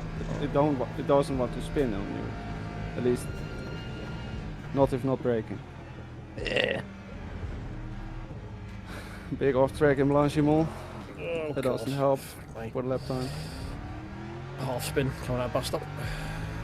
Doing everything I can to make sure you're Yeah, at least one chance very of trying close. to overtake me at the end. Yeah. Thank you. How polite. Hashtag not scripted. This is just Ah, complete no. brain farts.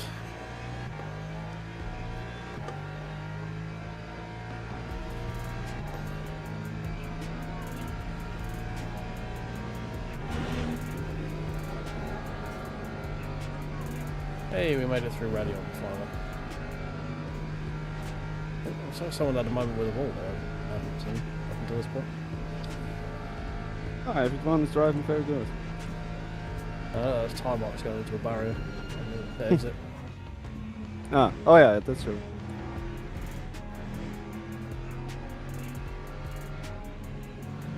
I think that was Paul at the beginning of the race.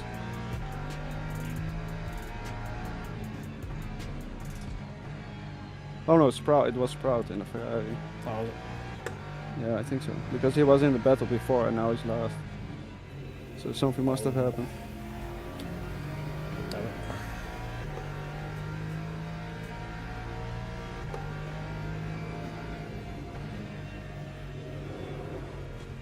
God, no, just gave up again. Stop. Fucking hell. World's longest slide sideways then.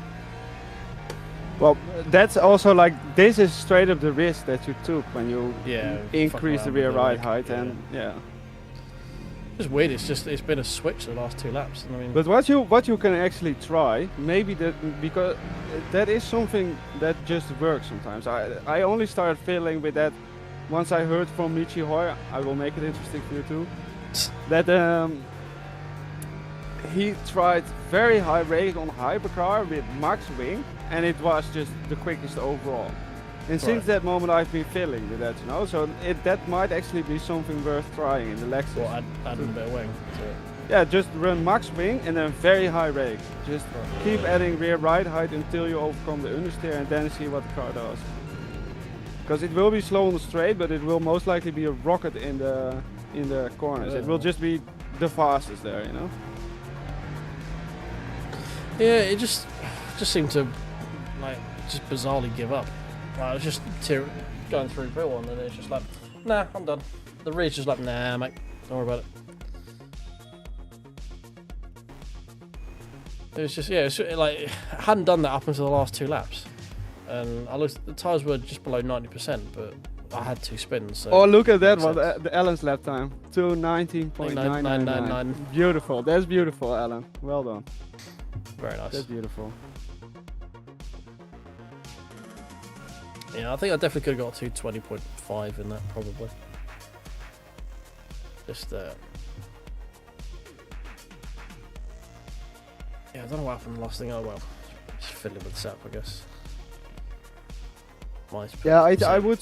Yeah, I think because like as soon as you start removing like the front packers and the front ride height stuff, that is when the car starts becoming lethal. Like I've done a lot of experiments with the Ford, just running minimal, etc., and that is where the touchiness comes from. So you can also like try to maybe increase the front ride height then again a little bit, and just try to balance it out where it's just drivable all around, you know. Yeah. But that will of course take some time, and it will probably be something you have to learn over the season, I think. Yeah, or so set the car up with just a general safer window and just see what it does then, and use that as a reference window for all of the other setups, you know. Because that's generally what I do for the Ford as well. I kind of know how I want to drive it, and I just go bam, bam, bam, bam, bam, set it all the way I want, and go. And it's generally fine. Yeah. And that's only possible because I have so much experience with this stupid car. Yeah. What's your playtime now on LMU? Let me see. 600 hours.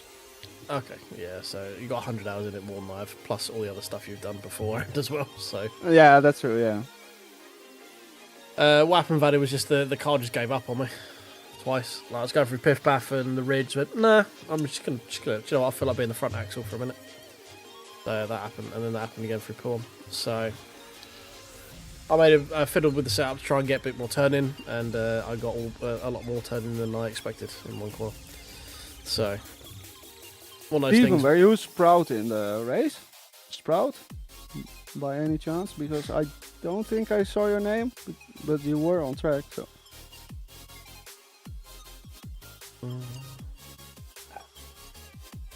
Yeah, I'm Sprout. Okay. Okay. Good to know. Because you were doing alright.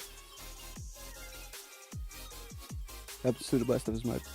Felk saying there's some rookie numbers for 600 hours here. 761 for Ritual. Oh, 651 for Weasel. Yeah, Felk, I believe that, Felk. Yeah, but I think 1200 hours. Wow. That's but have you been playing since like the alpha, Felk?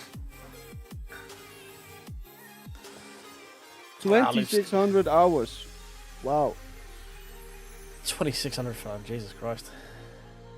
That is a lot. That is a lot indeed, yes.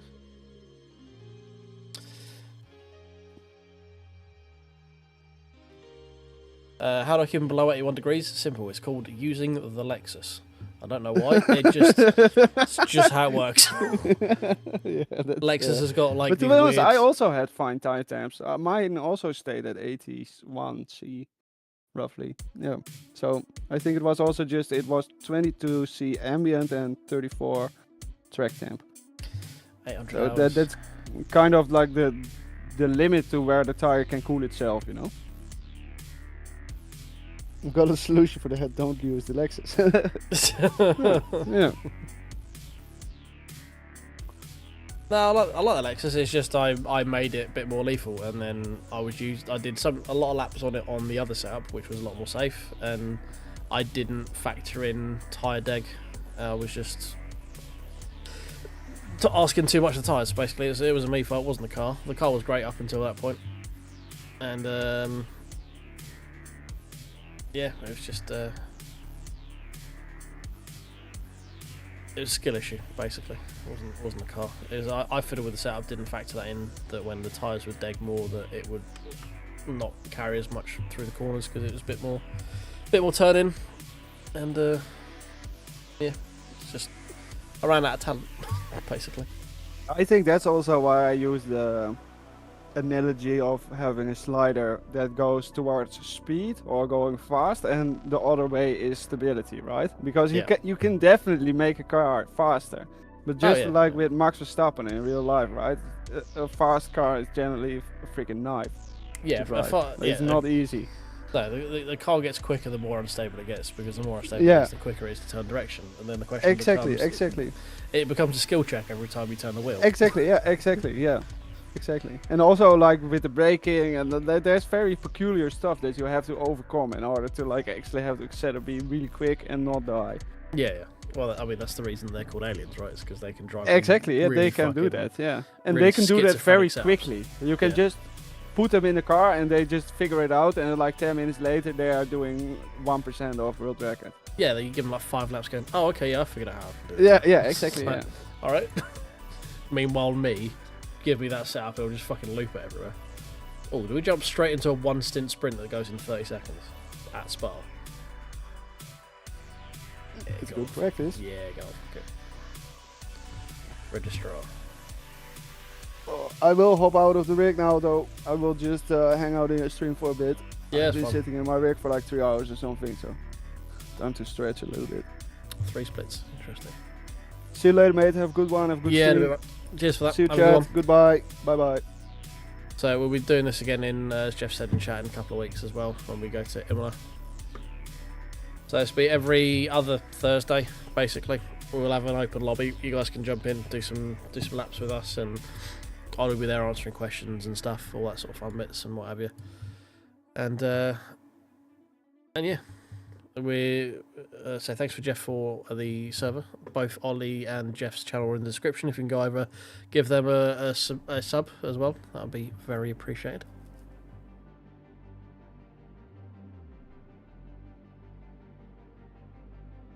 Nice, Steve. That's what these are kind of here for. Is just sort of Ollie can do sort of coaching stuff if you join his channel members and stuff like that. He can obviously spend time with you and help you with bits and stuff like that. But yeah, this is just a way of, I need to get practice in before these races anyway, because I'm very bad at doing that.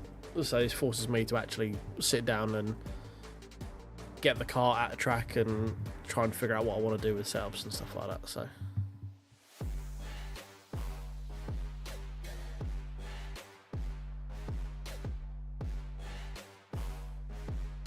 Right, let me drop out the voice channel quick.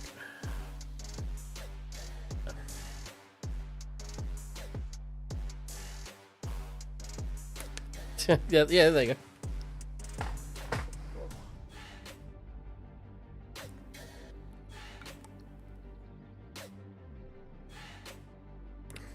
go. See, I've figured out what the issue was. What little cider I had drunk before that race, it clearly worn off. That's the problem. I didn't have enough cider in me. Oh, dear. Alright. So let's run the esports quali setup. This one I think we will do those tweaks that we did before, because I do want a bit more turn in for quali. A bit more fuel. So we did... Oh, this actually has one click softer there. I think you'll probably find this actually does have the tweaks that we did on it. It's actually had no increase in ride height, but it does have one click softer front ARBs. Probably some other stuff I'm not seeing. The preload's a little bit higher as well. Okay, fair enough. Well, yeah, now you've hit 219,999, you kind of have to hit 218,999 now, right? That's how that works. Cheers, Steve, mate. Thanks for hanging out. Have a good one. Appreciate you.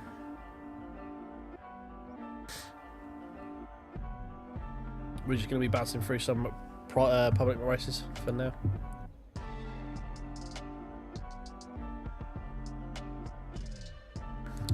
So it's going to be 4 laps, isn't it? 8 minutes. Well, three fly laps. We've got 5 laps of fuel. That's fine.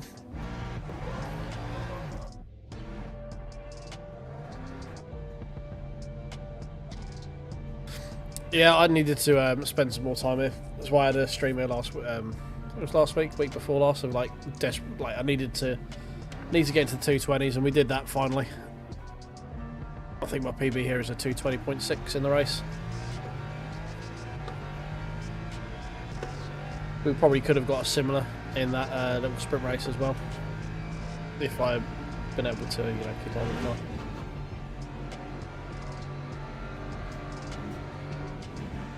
Steady.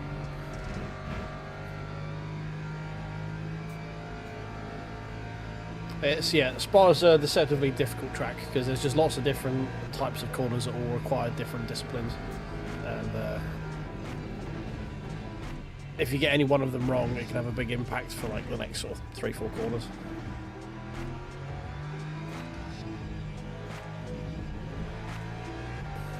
So I'm guessing this is like a 45-minute race, something like that.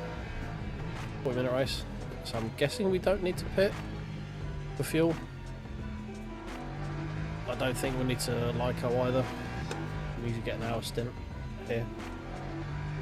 But I assume it's just literally just drive as quick as you can for 40 minutes.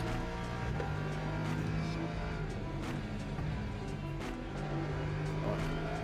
We'll just get a shit ton of scrubbing on the front just to keep Ollie happy as he's here in chat, and he gets very annoyed at me when I don't do my warm-up optimally.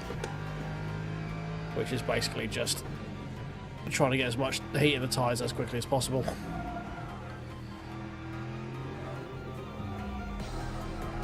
So a crap ton of steering lock basically to get the front in. Some attempted controlled drifts here or there.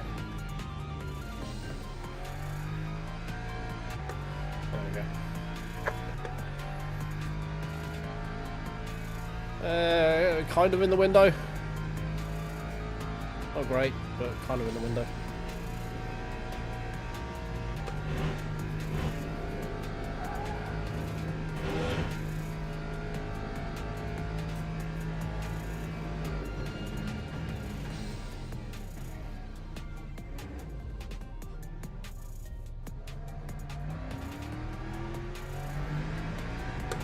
Ignore the start of that lap. You saw nothing.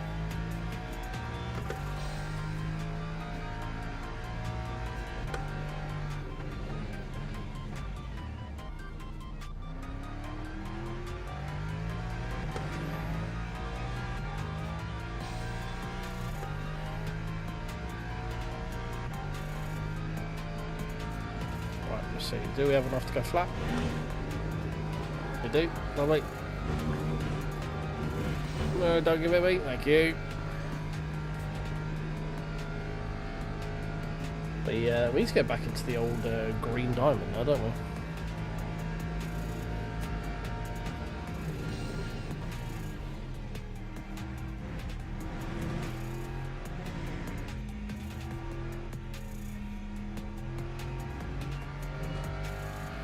Take it easy a little bit there, get rid of that penalty that was looming, just to make sure that we get a banker lap in.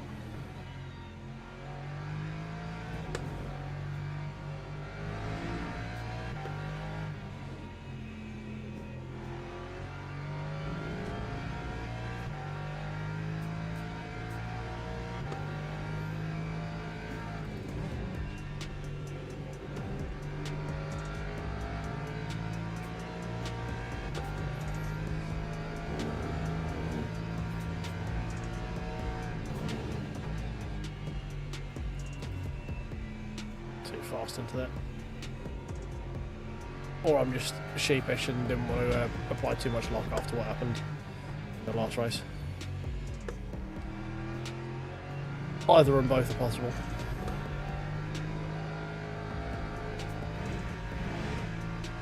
Still needs a lot of encouragement to get through Standby 2.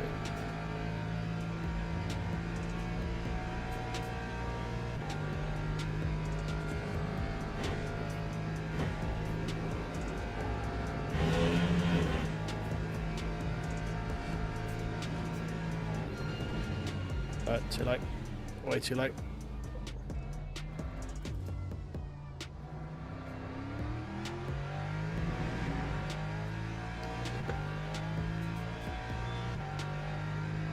Lap 2:18.9, haven't we? 2:43.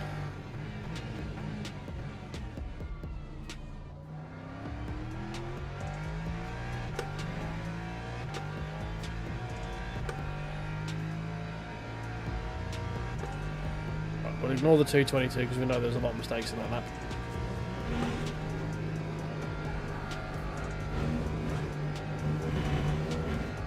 That's better.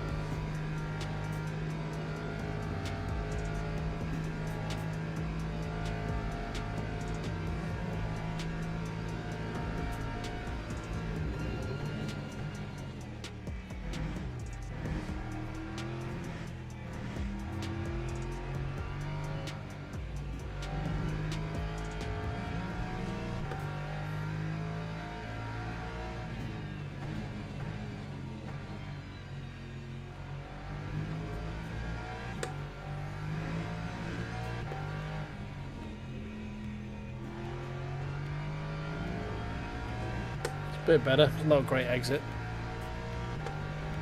Down towards no.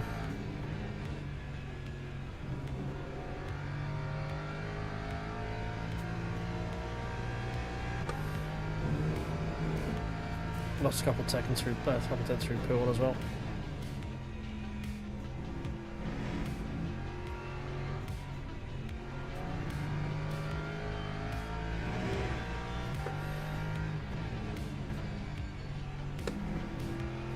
Much better through there though.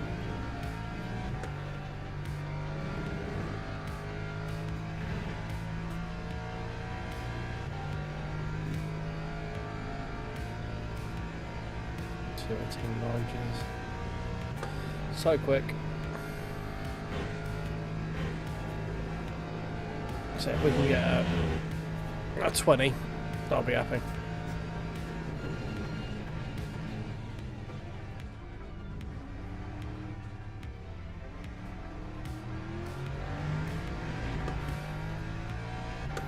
What will be this lap?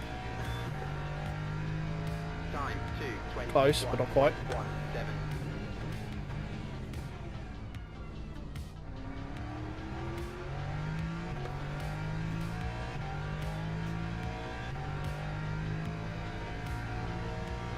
So a good start. There was definitely a couple of areas we could have tied up with scruffiness as well.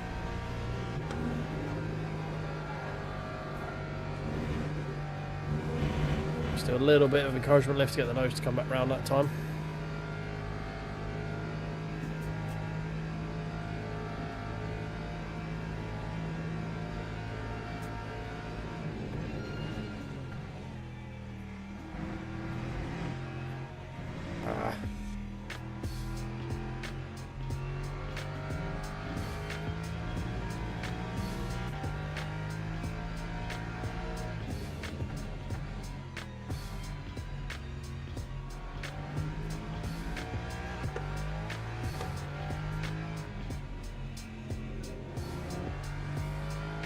I felt better.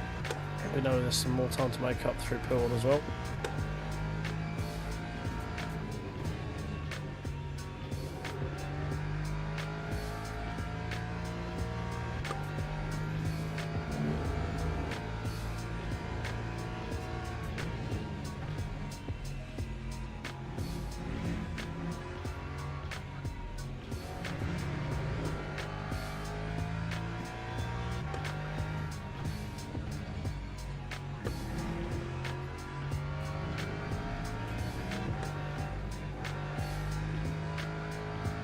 Pretty late on the turn in them, but still better than last lap.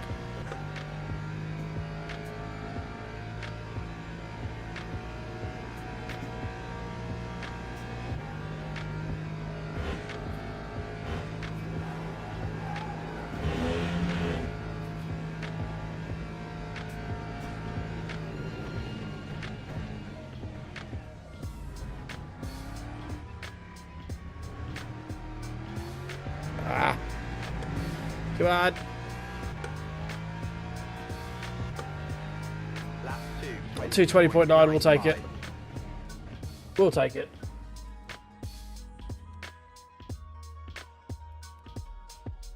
Teams and drivers go to the grid for a race start. Race. How many laps? 18.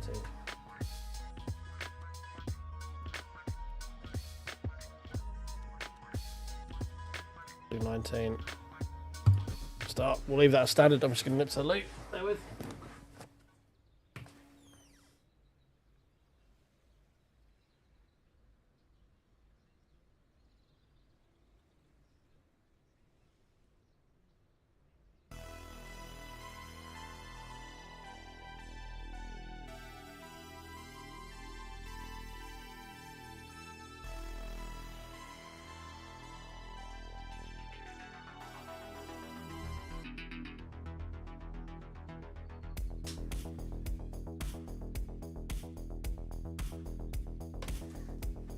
Oh, I'll be back. Formation lap has started. Oh dear.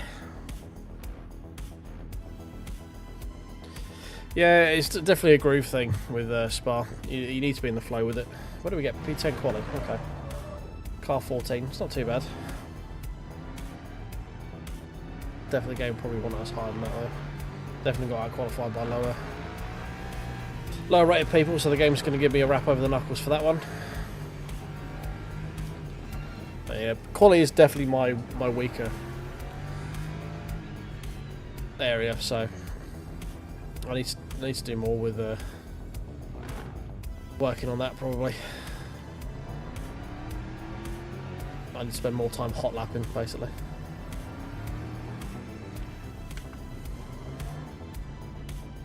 It's going to be a very awkward start position here, so bear with while we try and get it started. Green flag, green Oh, flag. just as we straightened up. Let's see what happens on the way down here.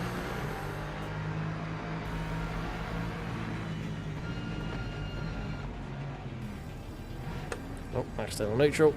Standard. Oh, we've got the run on this guy, but I really don't want to go side by side through. Radion and Pool. Oh, Radion and Rouge. Lap 1. He didn't want me to either, was squeeze me off onto the grass. Oh, right, settle in, see what we can do. Try and hold on to the car more than anything else.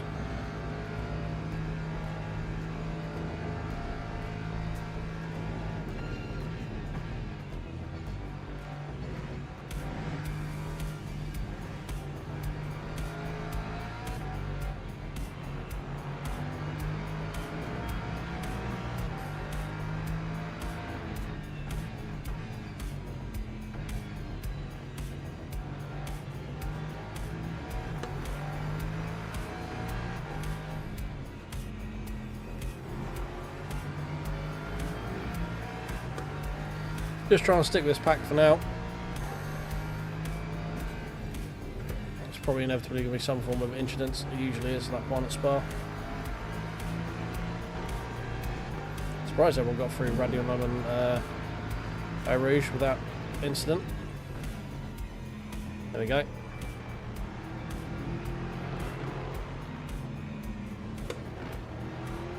God, the guy on my left was just running me off the road. That Lexus has twice tried to just basically run me off the road.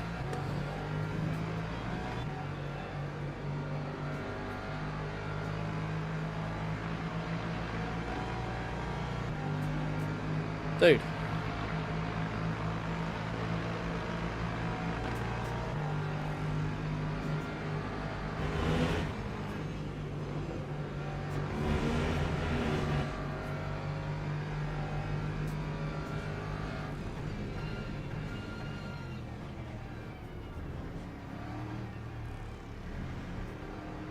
Alright, let's try and get him away from us, because he is driving very aggressively right now.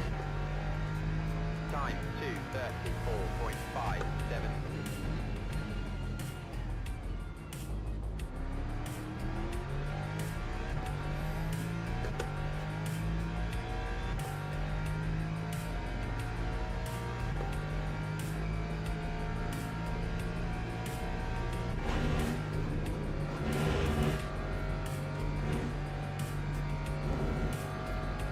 get to back of this Mustang ASAP ready.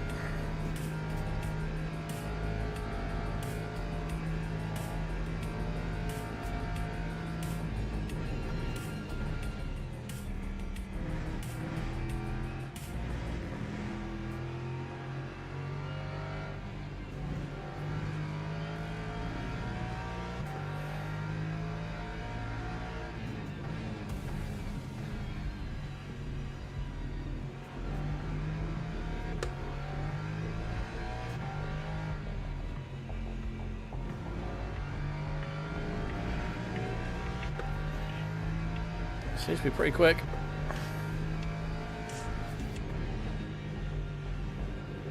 It's the Lexus behind. He's not dropping away as much as I hoped he would, which is not ideal for me because he is definitely willing to not leave me a lot of space. And by the looks of it, it's definitely willing to send it from nowhere.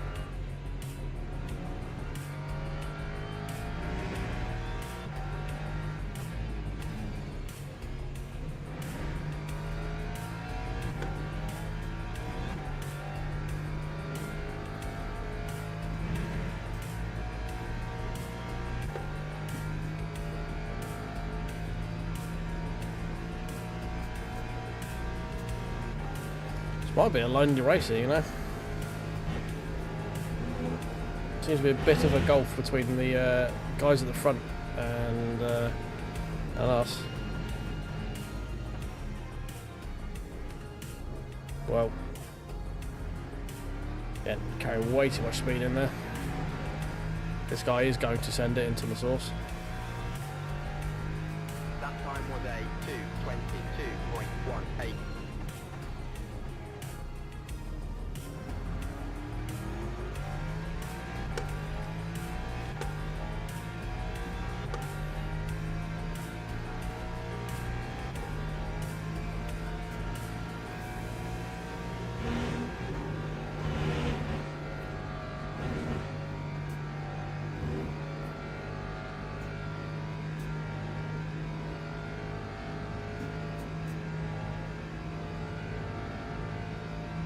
Nothing I can really do to defend against this guy here.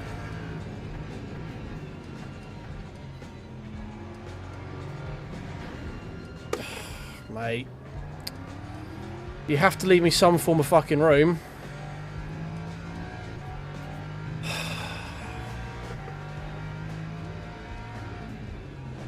Like, where was I expected to go? I left him room on the inside and then he just cuts to the fucking outside again. Exactly why I didn't want to be near that guy. I need to look back at it. I might have fucked up there. I feel like he overly squeezed me. I don't know where he expected me to go. There was not a car's width on the inside. That's for damn sure. I felt like we were side by side for most of it. I could be wrong though. I feel like he was just driving to an apex that he just assumed I wasn't going to be there at. But as I say, I can't see it from his angle. I can only see what I think I did. So we'll have to have a look at that at the end.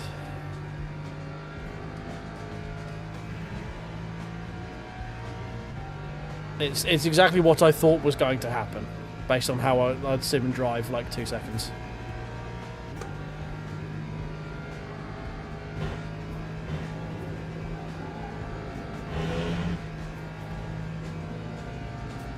It's on him, was it? Okay, cool. Good. I feel better about myself now. I don't know if he just wasn't expecting me to try and hang it out, which I don't know why he wouldn't. I didn't defend into the corner because I wanted to try and take the outside line and hold that, because you can sort of defend it there, but... That time was a 2:23.90. Oh, for fuck's sake, come on. Stop driving like a penis.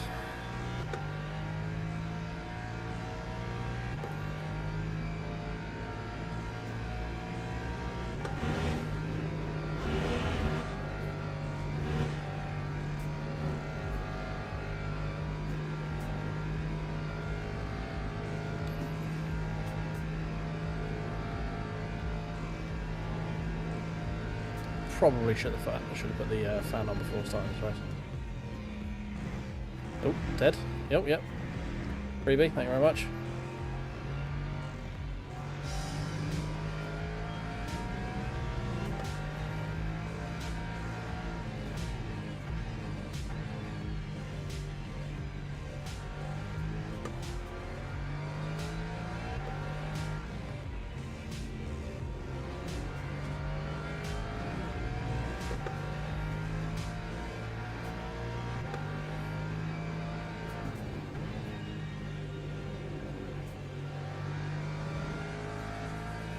Smack is looking racy right now.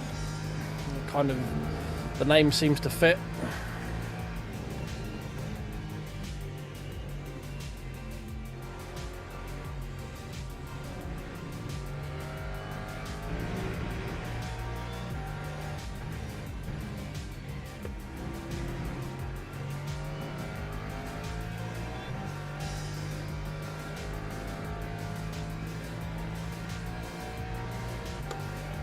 Oh, another freebie? No, it's P3. Oh, that's a really good rejoin.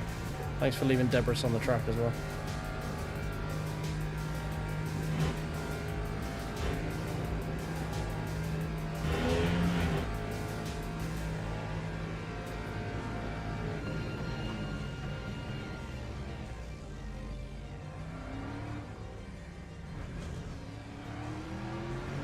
I just can't get off the fucking corner quick enough. See what I mean when I was saying earlier about everyone just seems to catch up to me in bus stop?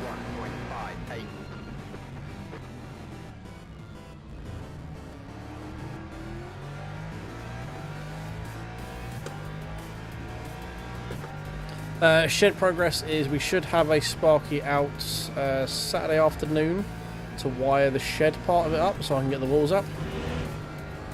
And then he should be back to actually connect it to the wiring some point that week. So I can, at the moment it's kind of stalled out because I need to wait for a Sparky to put everything in the walls of the shed before I can put all the chipboard and stuff up.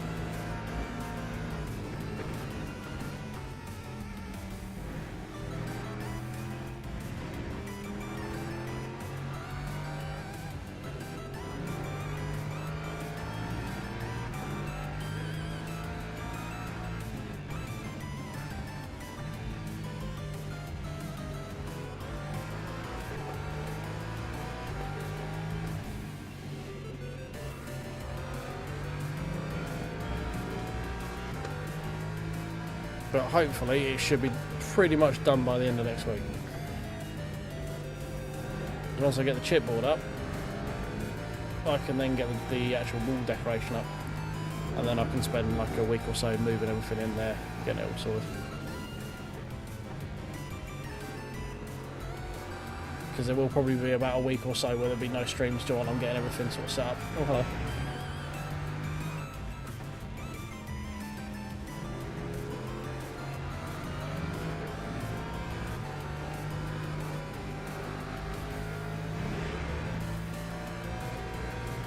Another freebie. Oh, you might have been. Yeah, we would have been net P6 if we hadn't lost this McLaren.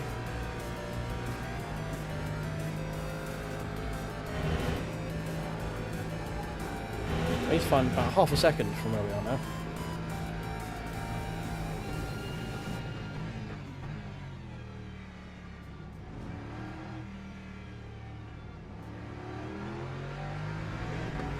And like I said, it's pretty much always all in the fucking bus stop chicane. That time was a 2:21.2. I need to get down into reliable 220 race pace. Cut way too much there.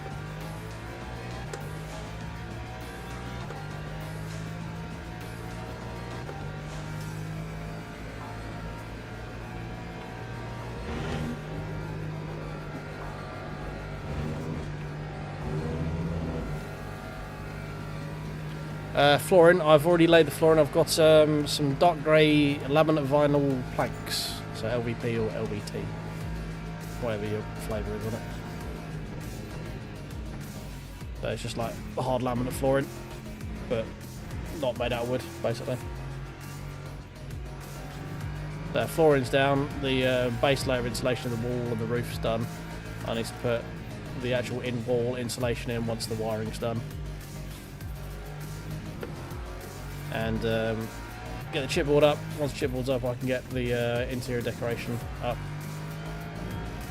all the sound deadening, all that sort of stuff. And then once that's done, I can get desk and rig and all that sort of stuff in. We're going to be upgrading the setup a little bit as well. I'm looking at getting a 50-inch TV for the main screen. So just go big wall, low screen, effectively. So I'm quite limited in space. The 50 inches like on the bigger than I really wanted to go.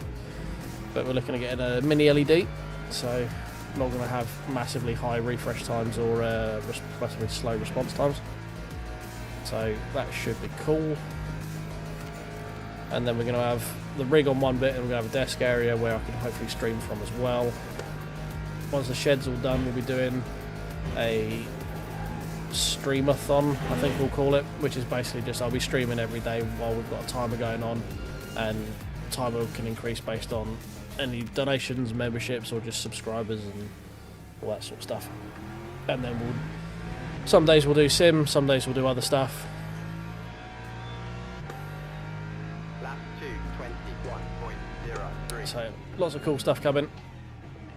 Once we've got the shed online, it's just waiting to get it online at the moment.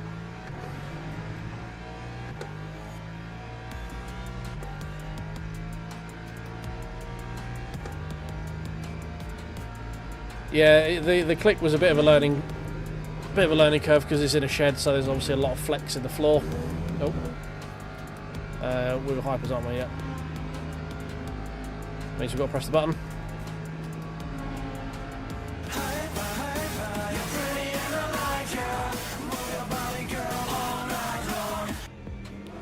Wait, steady. Sorry, hyper.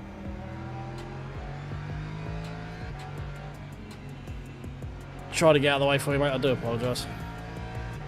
But yeah, I was having a bit of issue with the flex in the floor, so I had to go get some OSB chipboard, basically, to some 80mm chipboard just to thicken it up, so it was stop unclicking. It was very annoying.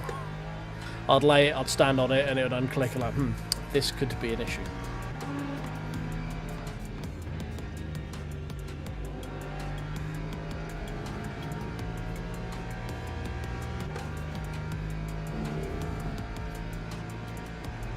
But it's just your standard B&Q branded LVT click.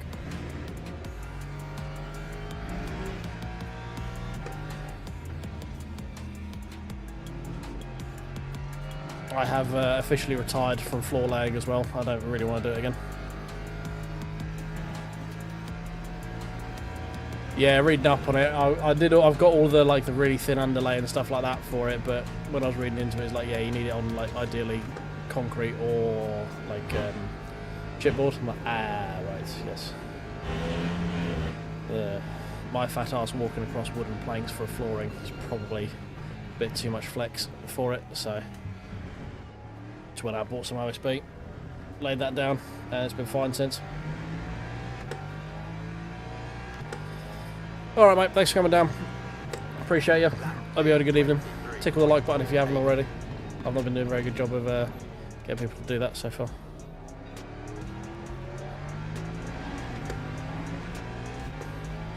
Yeah, just stuck some 18mm thick OSB on it, it's fine now.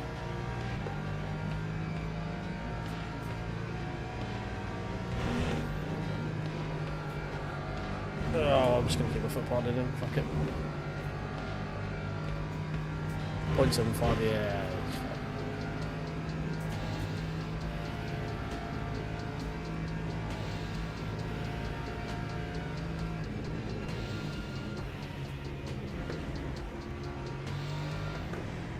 I think I'm braking too late though.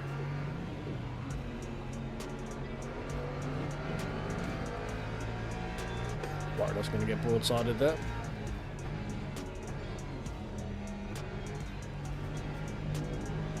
I think I'm braking too late into Lacoon. Obviously having to fight the car on the way in.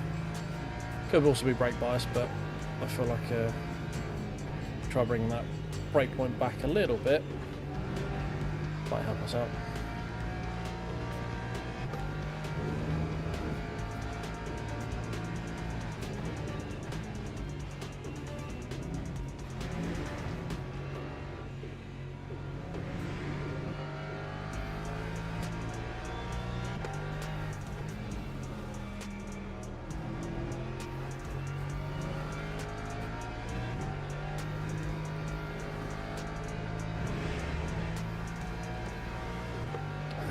We're getting caught by Doofy behind us as well. Well, we're getting caught by, I think, everyone behind us at the moment.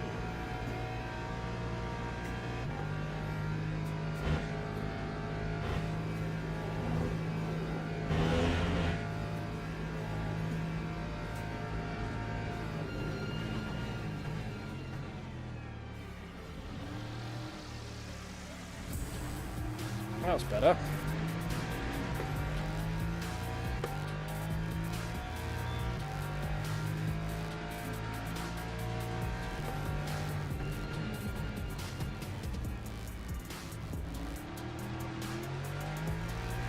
Well, this is going to get interesting, isn't it?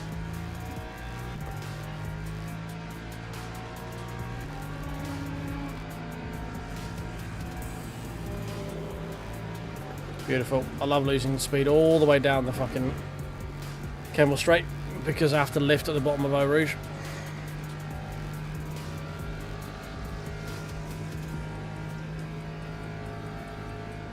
Oh, I say your warning has now come true, and they're like, hang on a minute.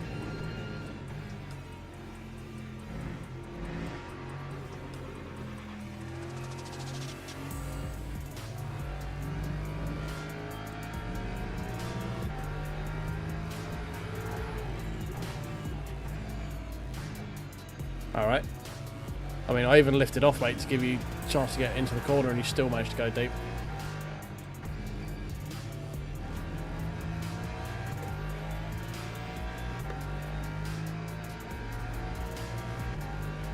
Oh, I just realised we picked up a freebie from somewhere. Back up P6. McLaren's still walking away from me. That's been P2, P2 or P3 that DC'd. That's for 30 seconds behind P1 already. Oh, so slow here.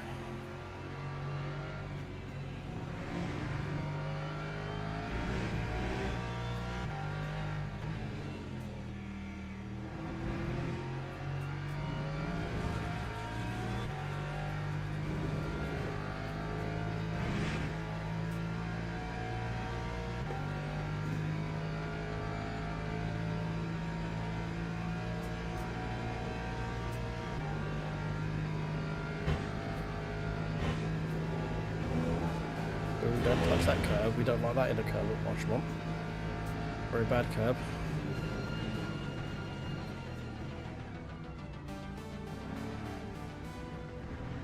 Another horrible bus stop.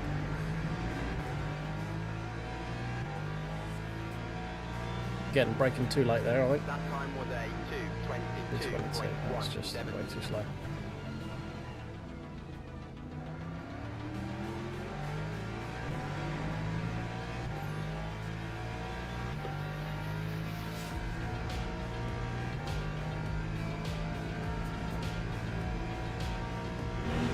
I'm just going to put it down to probably tiredness, a little bit of dehydration because I'm very warm right now. Making lots of little silly mistakes as we usually do. I'm like actual beads of sweat warm right now.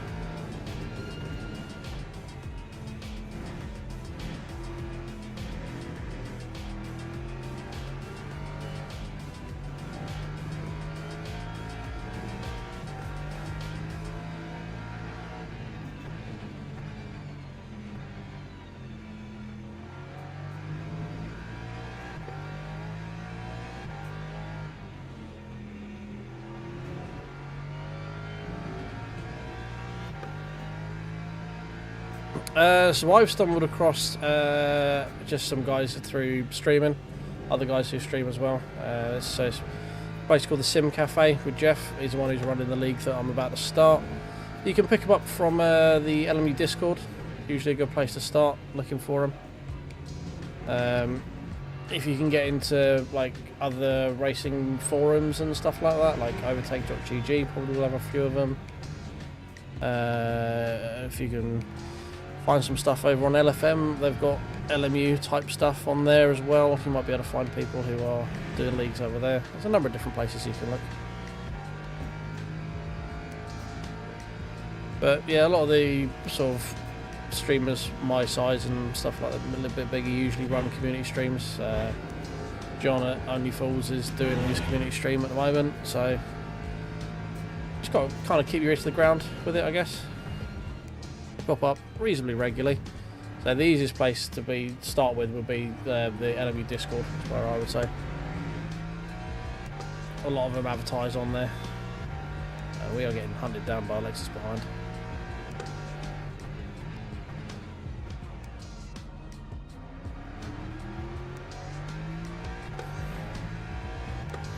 Yeah, it was like a full second quicker than that lap.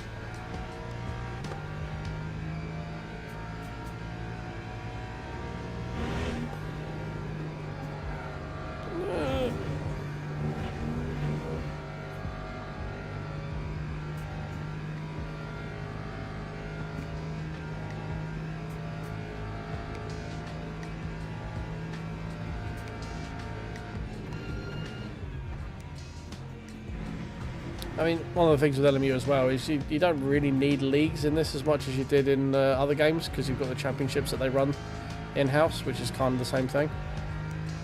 So, obviously it's nice to have a league where you're with people who you can, know their names and race with them and hang out and chat and all that sort of stuff. Always like that kind of vibe with leagues, which I enjoy. But you do have the championships, which, to say, does negate some part of it as well.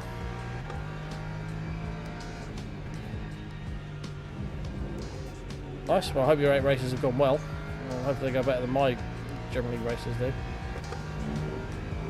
So we should be a lot quicker at this place than we are, but I can never get Spa to work out.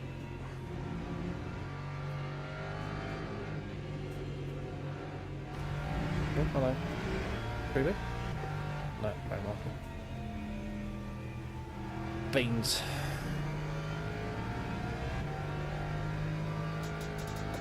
What was that for? I don't know. I don't know. I forget what. No, I think it was. We were over 6 already.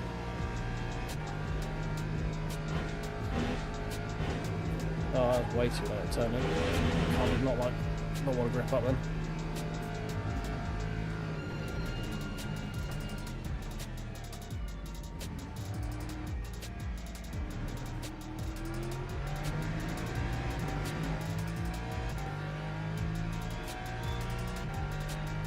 Time 2:21.28.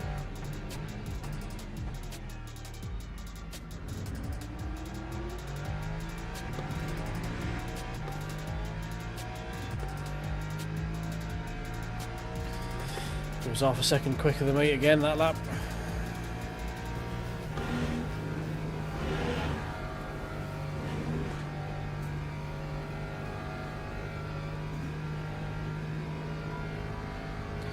Yeah, it is, especially if you're in rookie lobbies as well. Surviving the first lap is an art.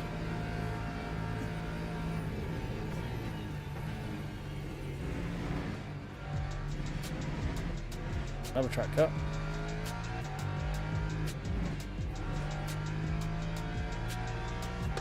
Yeah, the amount of positions I pick up just from not crashing in most races. I mean, the reason we're in P6 is because a lot of people have crashed out already. Definitely shouldn't be here on pace alone, because it says he almost goes into the wall. Like I said, we shouldn't be here on pace alone.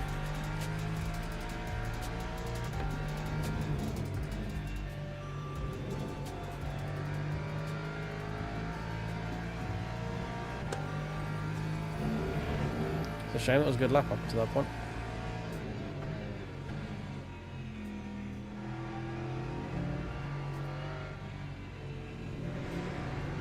I do better chasing than I do leading.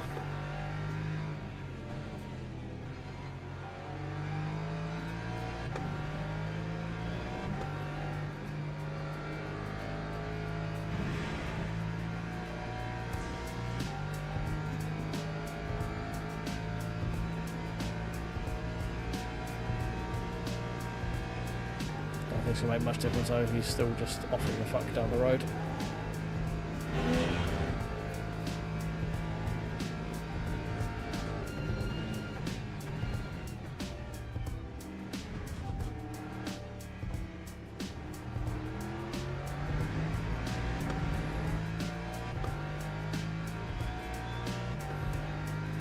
Time 2:22.76.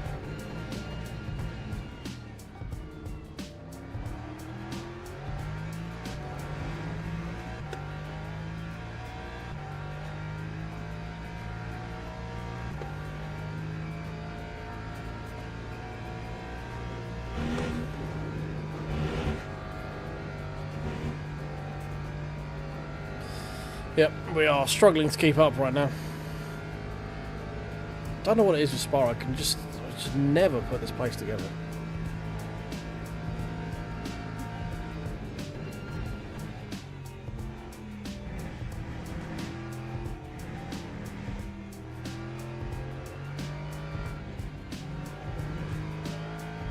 I really enjoy this track. It's just I can never get a good run and stitch it all together.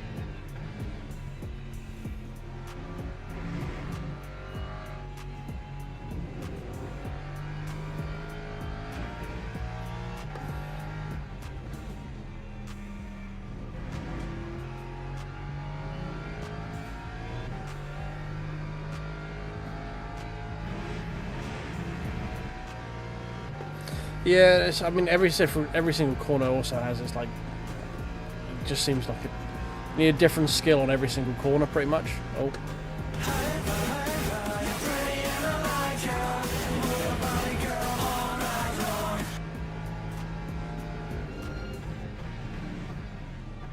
It's just like I'm stuck in this middle ground at Spa where I can quite comfortably lap in the low 21s generally, like say low 21s to mid 21s to high 20, low 22s even, if I get the fucking words out.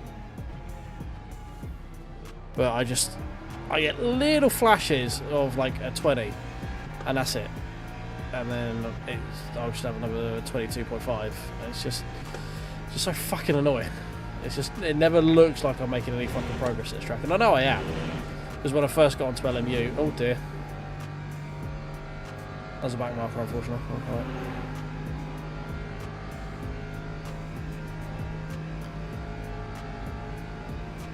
Yeah, I mean, I can get like if I can drive properly and I don't mess it up, I can get 20.5s reasonably consistently. The problem is I can't drive without fucking up very often. Like right there where I'm in the wrong fucking gear for a start.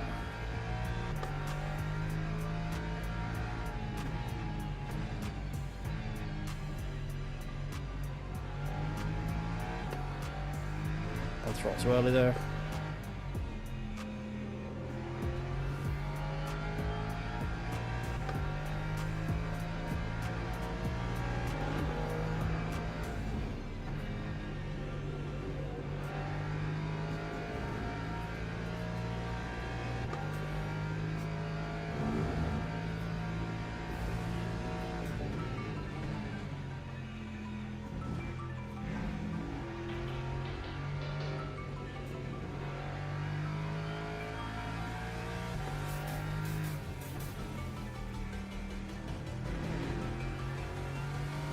Taking so much curve through there.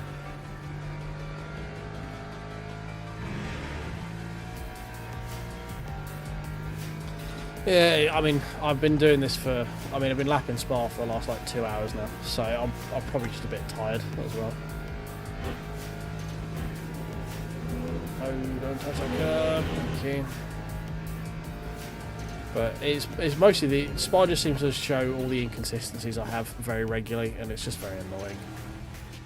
Like for me personally. fucking... Oh, Jesus Christ. Lap 2:22.40.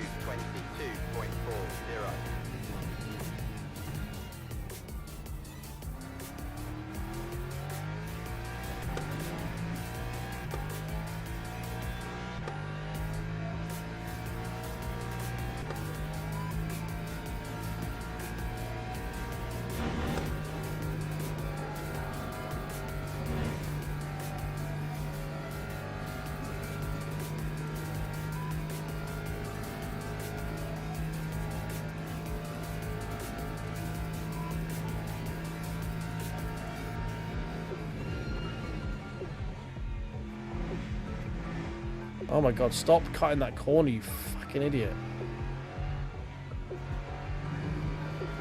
Every fucking lap you're doing that. Change your goddamn line.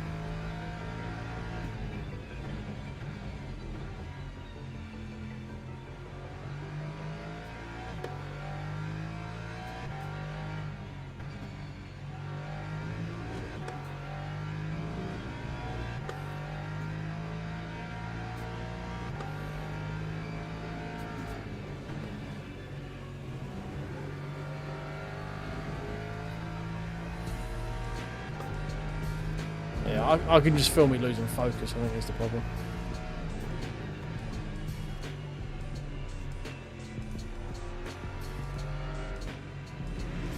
Just making lots of little mistakes here and there, and they're all adding up every lap.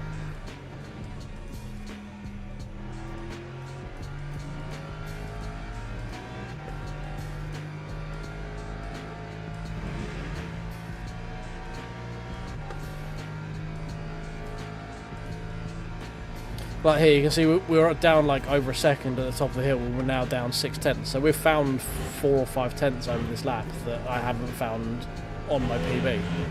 Which then means we've got a 20.5 there if I can hook it all up. I just can't fucking hook it all up because I'm a moron.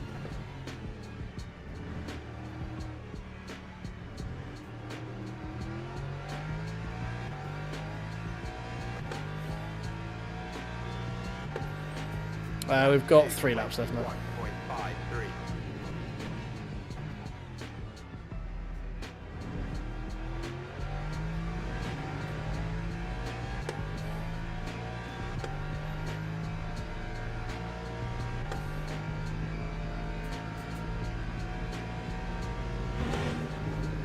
That BMW that died at the top of the hill is going absolutely start raving mad in the chat.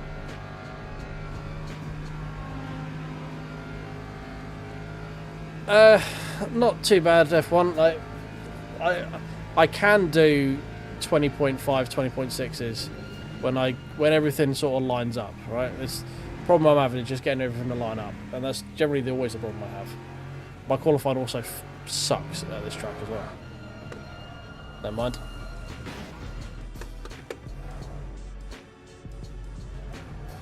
Like I said, the problem I have is having everything all line up. Oh great, I've got absolutely buggered steering. Absolutely fucking buggered. Great. Well done.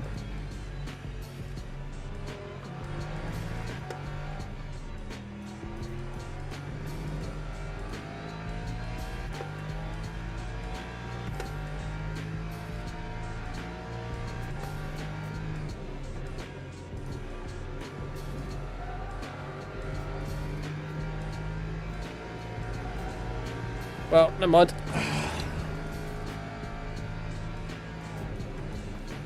Was going to be an okay finish. We're just going to piss away a load of DR now. Sounds about right.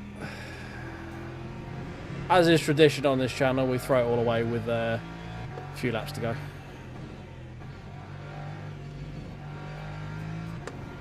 Sticking on brand, as always.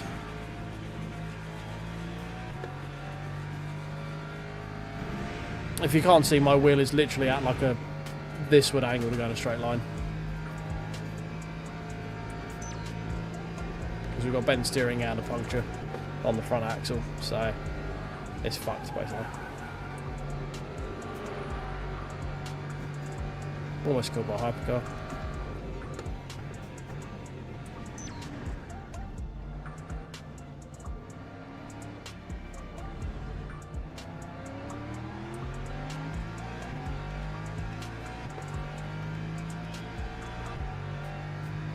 That time was a 2:35.36. That kind of moment's never too far away. That's the problem.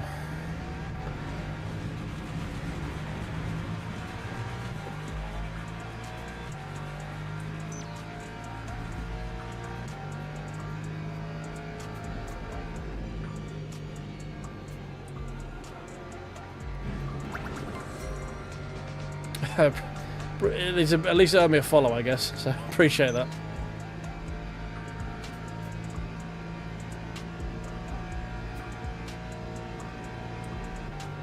Just annoying. Again, like 2 laps to go. We're on for not a great result, but you know, better. We should really be top 5 if we can consistently get the pace out of it, but we just can't right now for a multitude of reasons. And now we're looking like P9 probably. I don't think we're going to lose 22 seconds, but we've still got another whole lap to go. I could bin it again, we never know. It's never too far away. We'll definitely lose to Jones.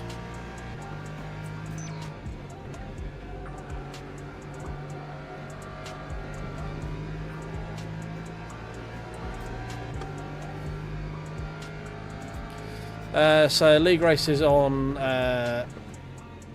Saturday, and it's this is like a league registration race kind of thing. It's for balancing teams, so averaging out GT3 driver performances with hypercar drivers. So quick GT drivers are paired with slow hyper drivers, and vice versa. So we did one at Monza last week, week before last rather, and then this Saturday it's going to be at Spa.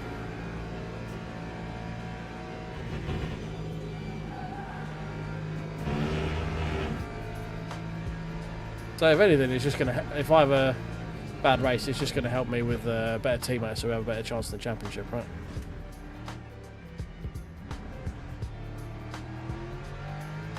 Worst case scenario. That time was a 2:30.94.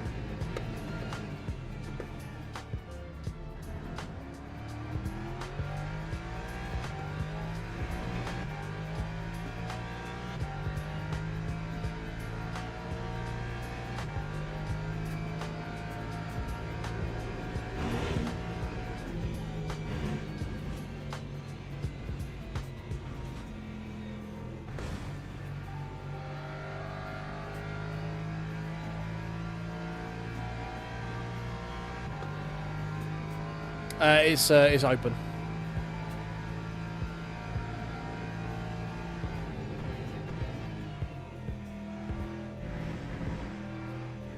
Yeah, thankfully it's not fixed, because the GT3 fix apps I can't stand. They are just too understeering.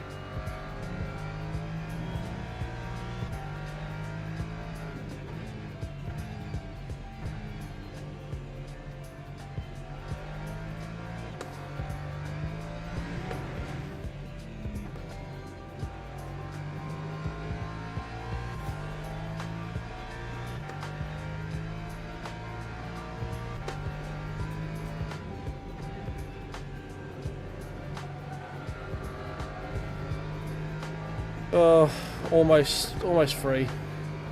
It was been like an okay race up until the last 3 laps, and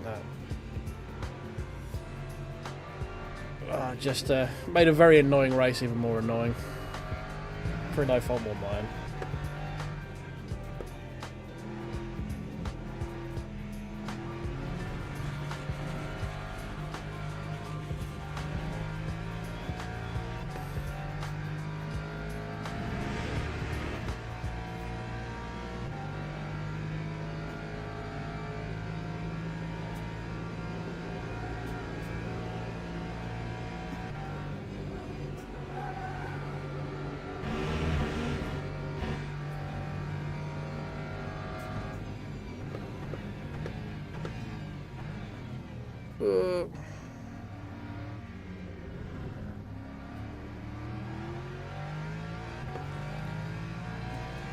Well, that was cement.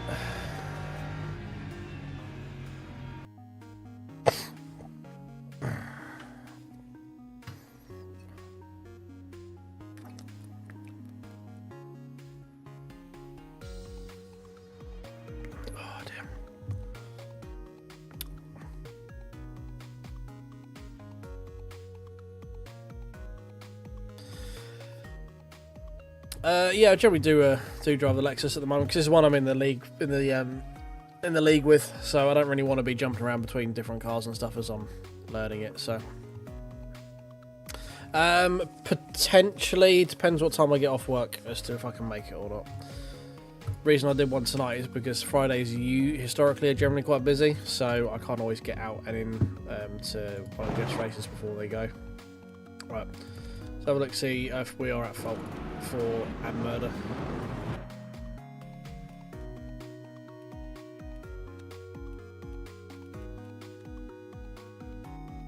So that's the one who got taken out in front of us. Where is? Oh, we're on up behind. It was right there, wasn't it?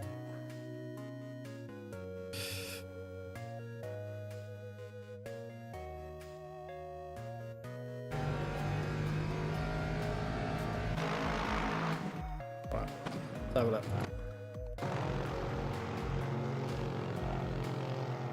Okay, well, we're side by side.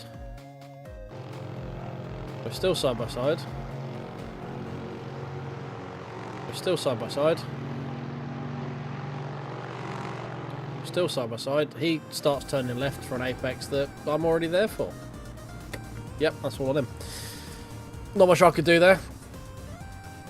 Except for like stopping. So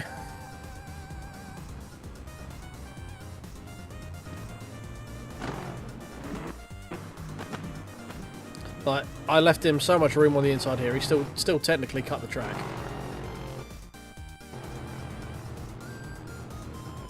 Still cut the track there, by the way, but has more than enough cars width there. Then just straightens up. Oh, all right. Well, I guess I'll just disappear then, shall I?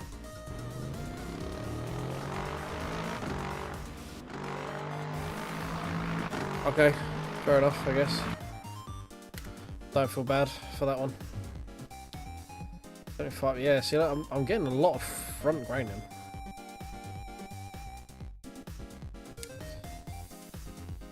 Quality tires at 94. Oh. Okay, it's not usually, I don't usually end up front tires wearing first. Fair enough.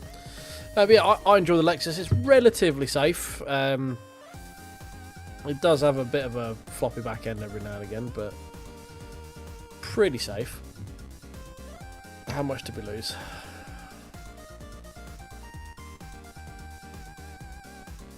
Oh, we gained. What? How did we gain? We were driving number 14.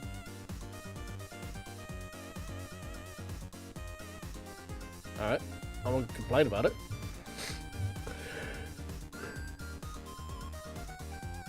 Just I was expecting to lose, but fair enough. Okay, sure, why not? So we were car number 14 going to that.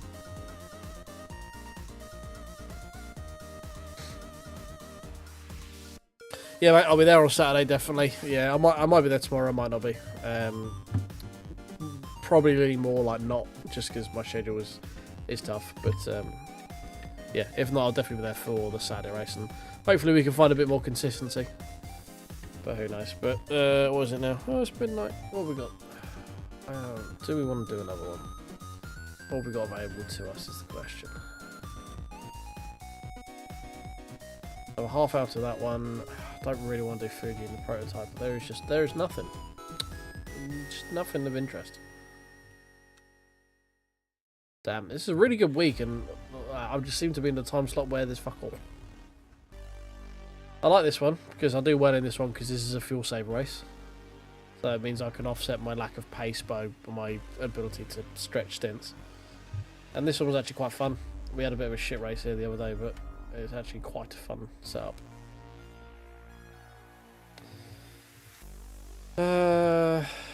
is literally nothing else of interest, is there? We're 15 minutes past the start of the midnight race for championship. Not that I wanted to do a 2-hour race at midnight. I don't know when I'm going to do it, but I've signed up for it. I'll have to look at doing that on Monday at some point. Maybe do the Monday midnight one. Don't know if I'll be available by 9.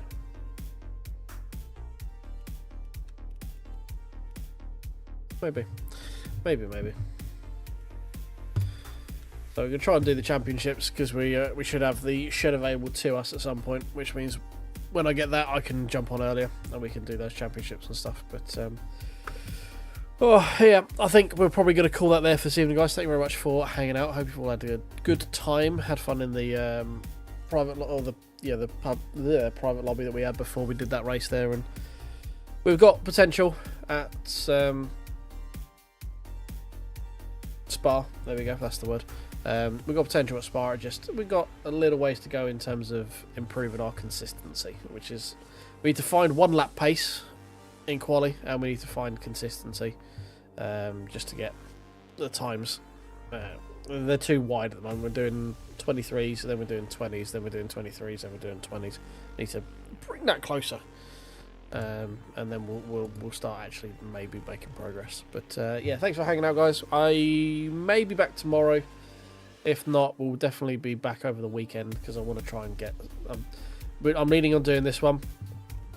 I'm going to try and be available for 9 o'clock on Sunday for the 2.4 hour championship race because I really want to do this championship. I don't really want to do be up until 3 o'clock in the morning on Monday morning doing it. So maybe if I can squeeze it, this is where we're looking at next, but I need to see my availability and stuff. But yeah, cheers for hanging out, guys. Hope you had a good morning, evening, afternoon, whatever it is you're doing and wherever you are. And yeah, I'll catch you guys in the next one. Cheers.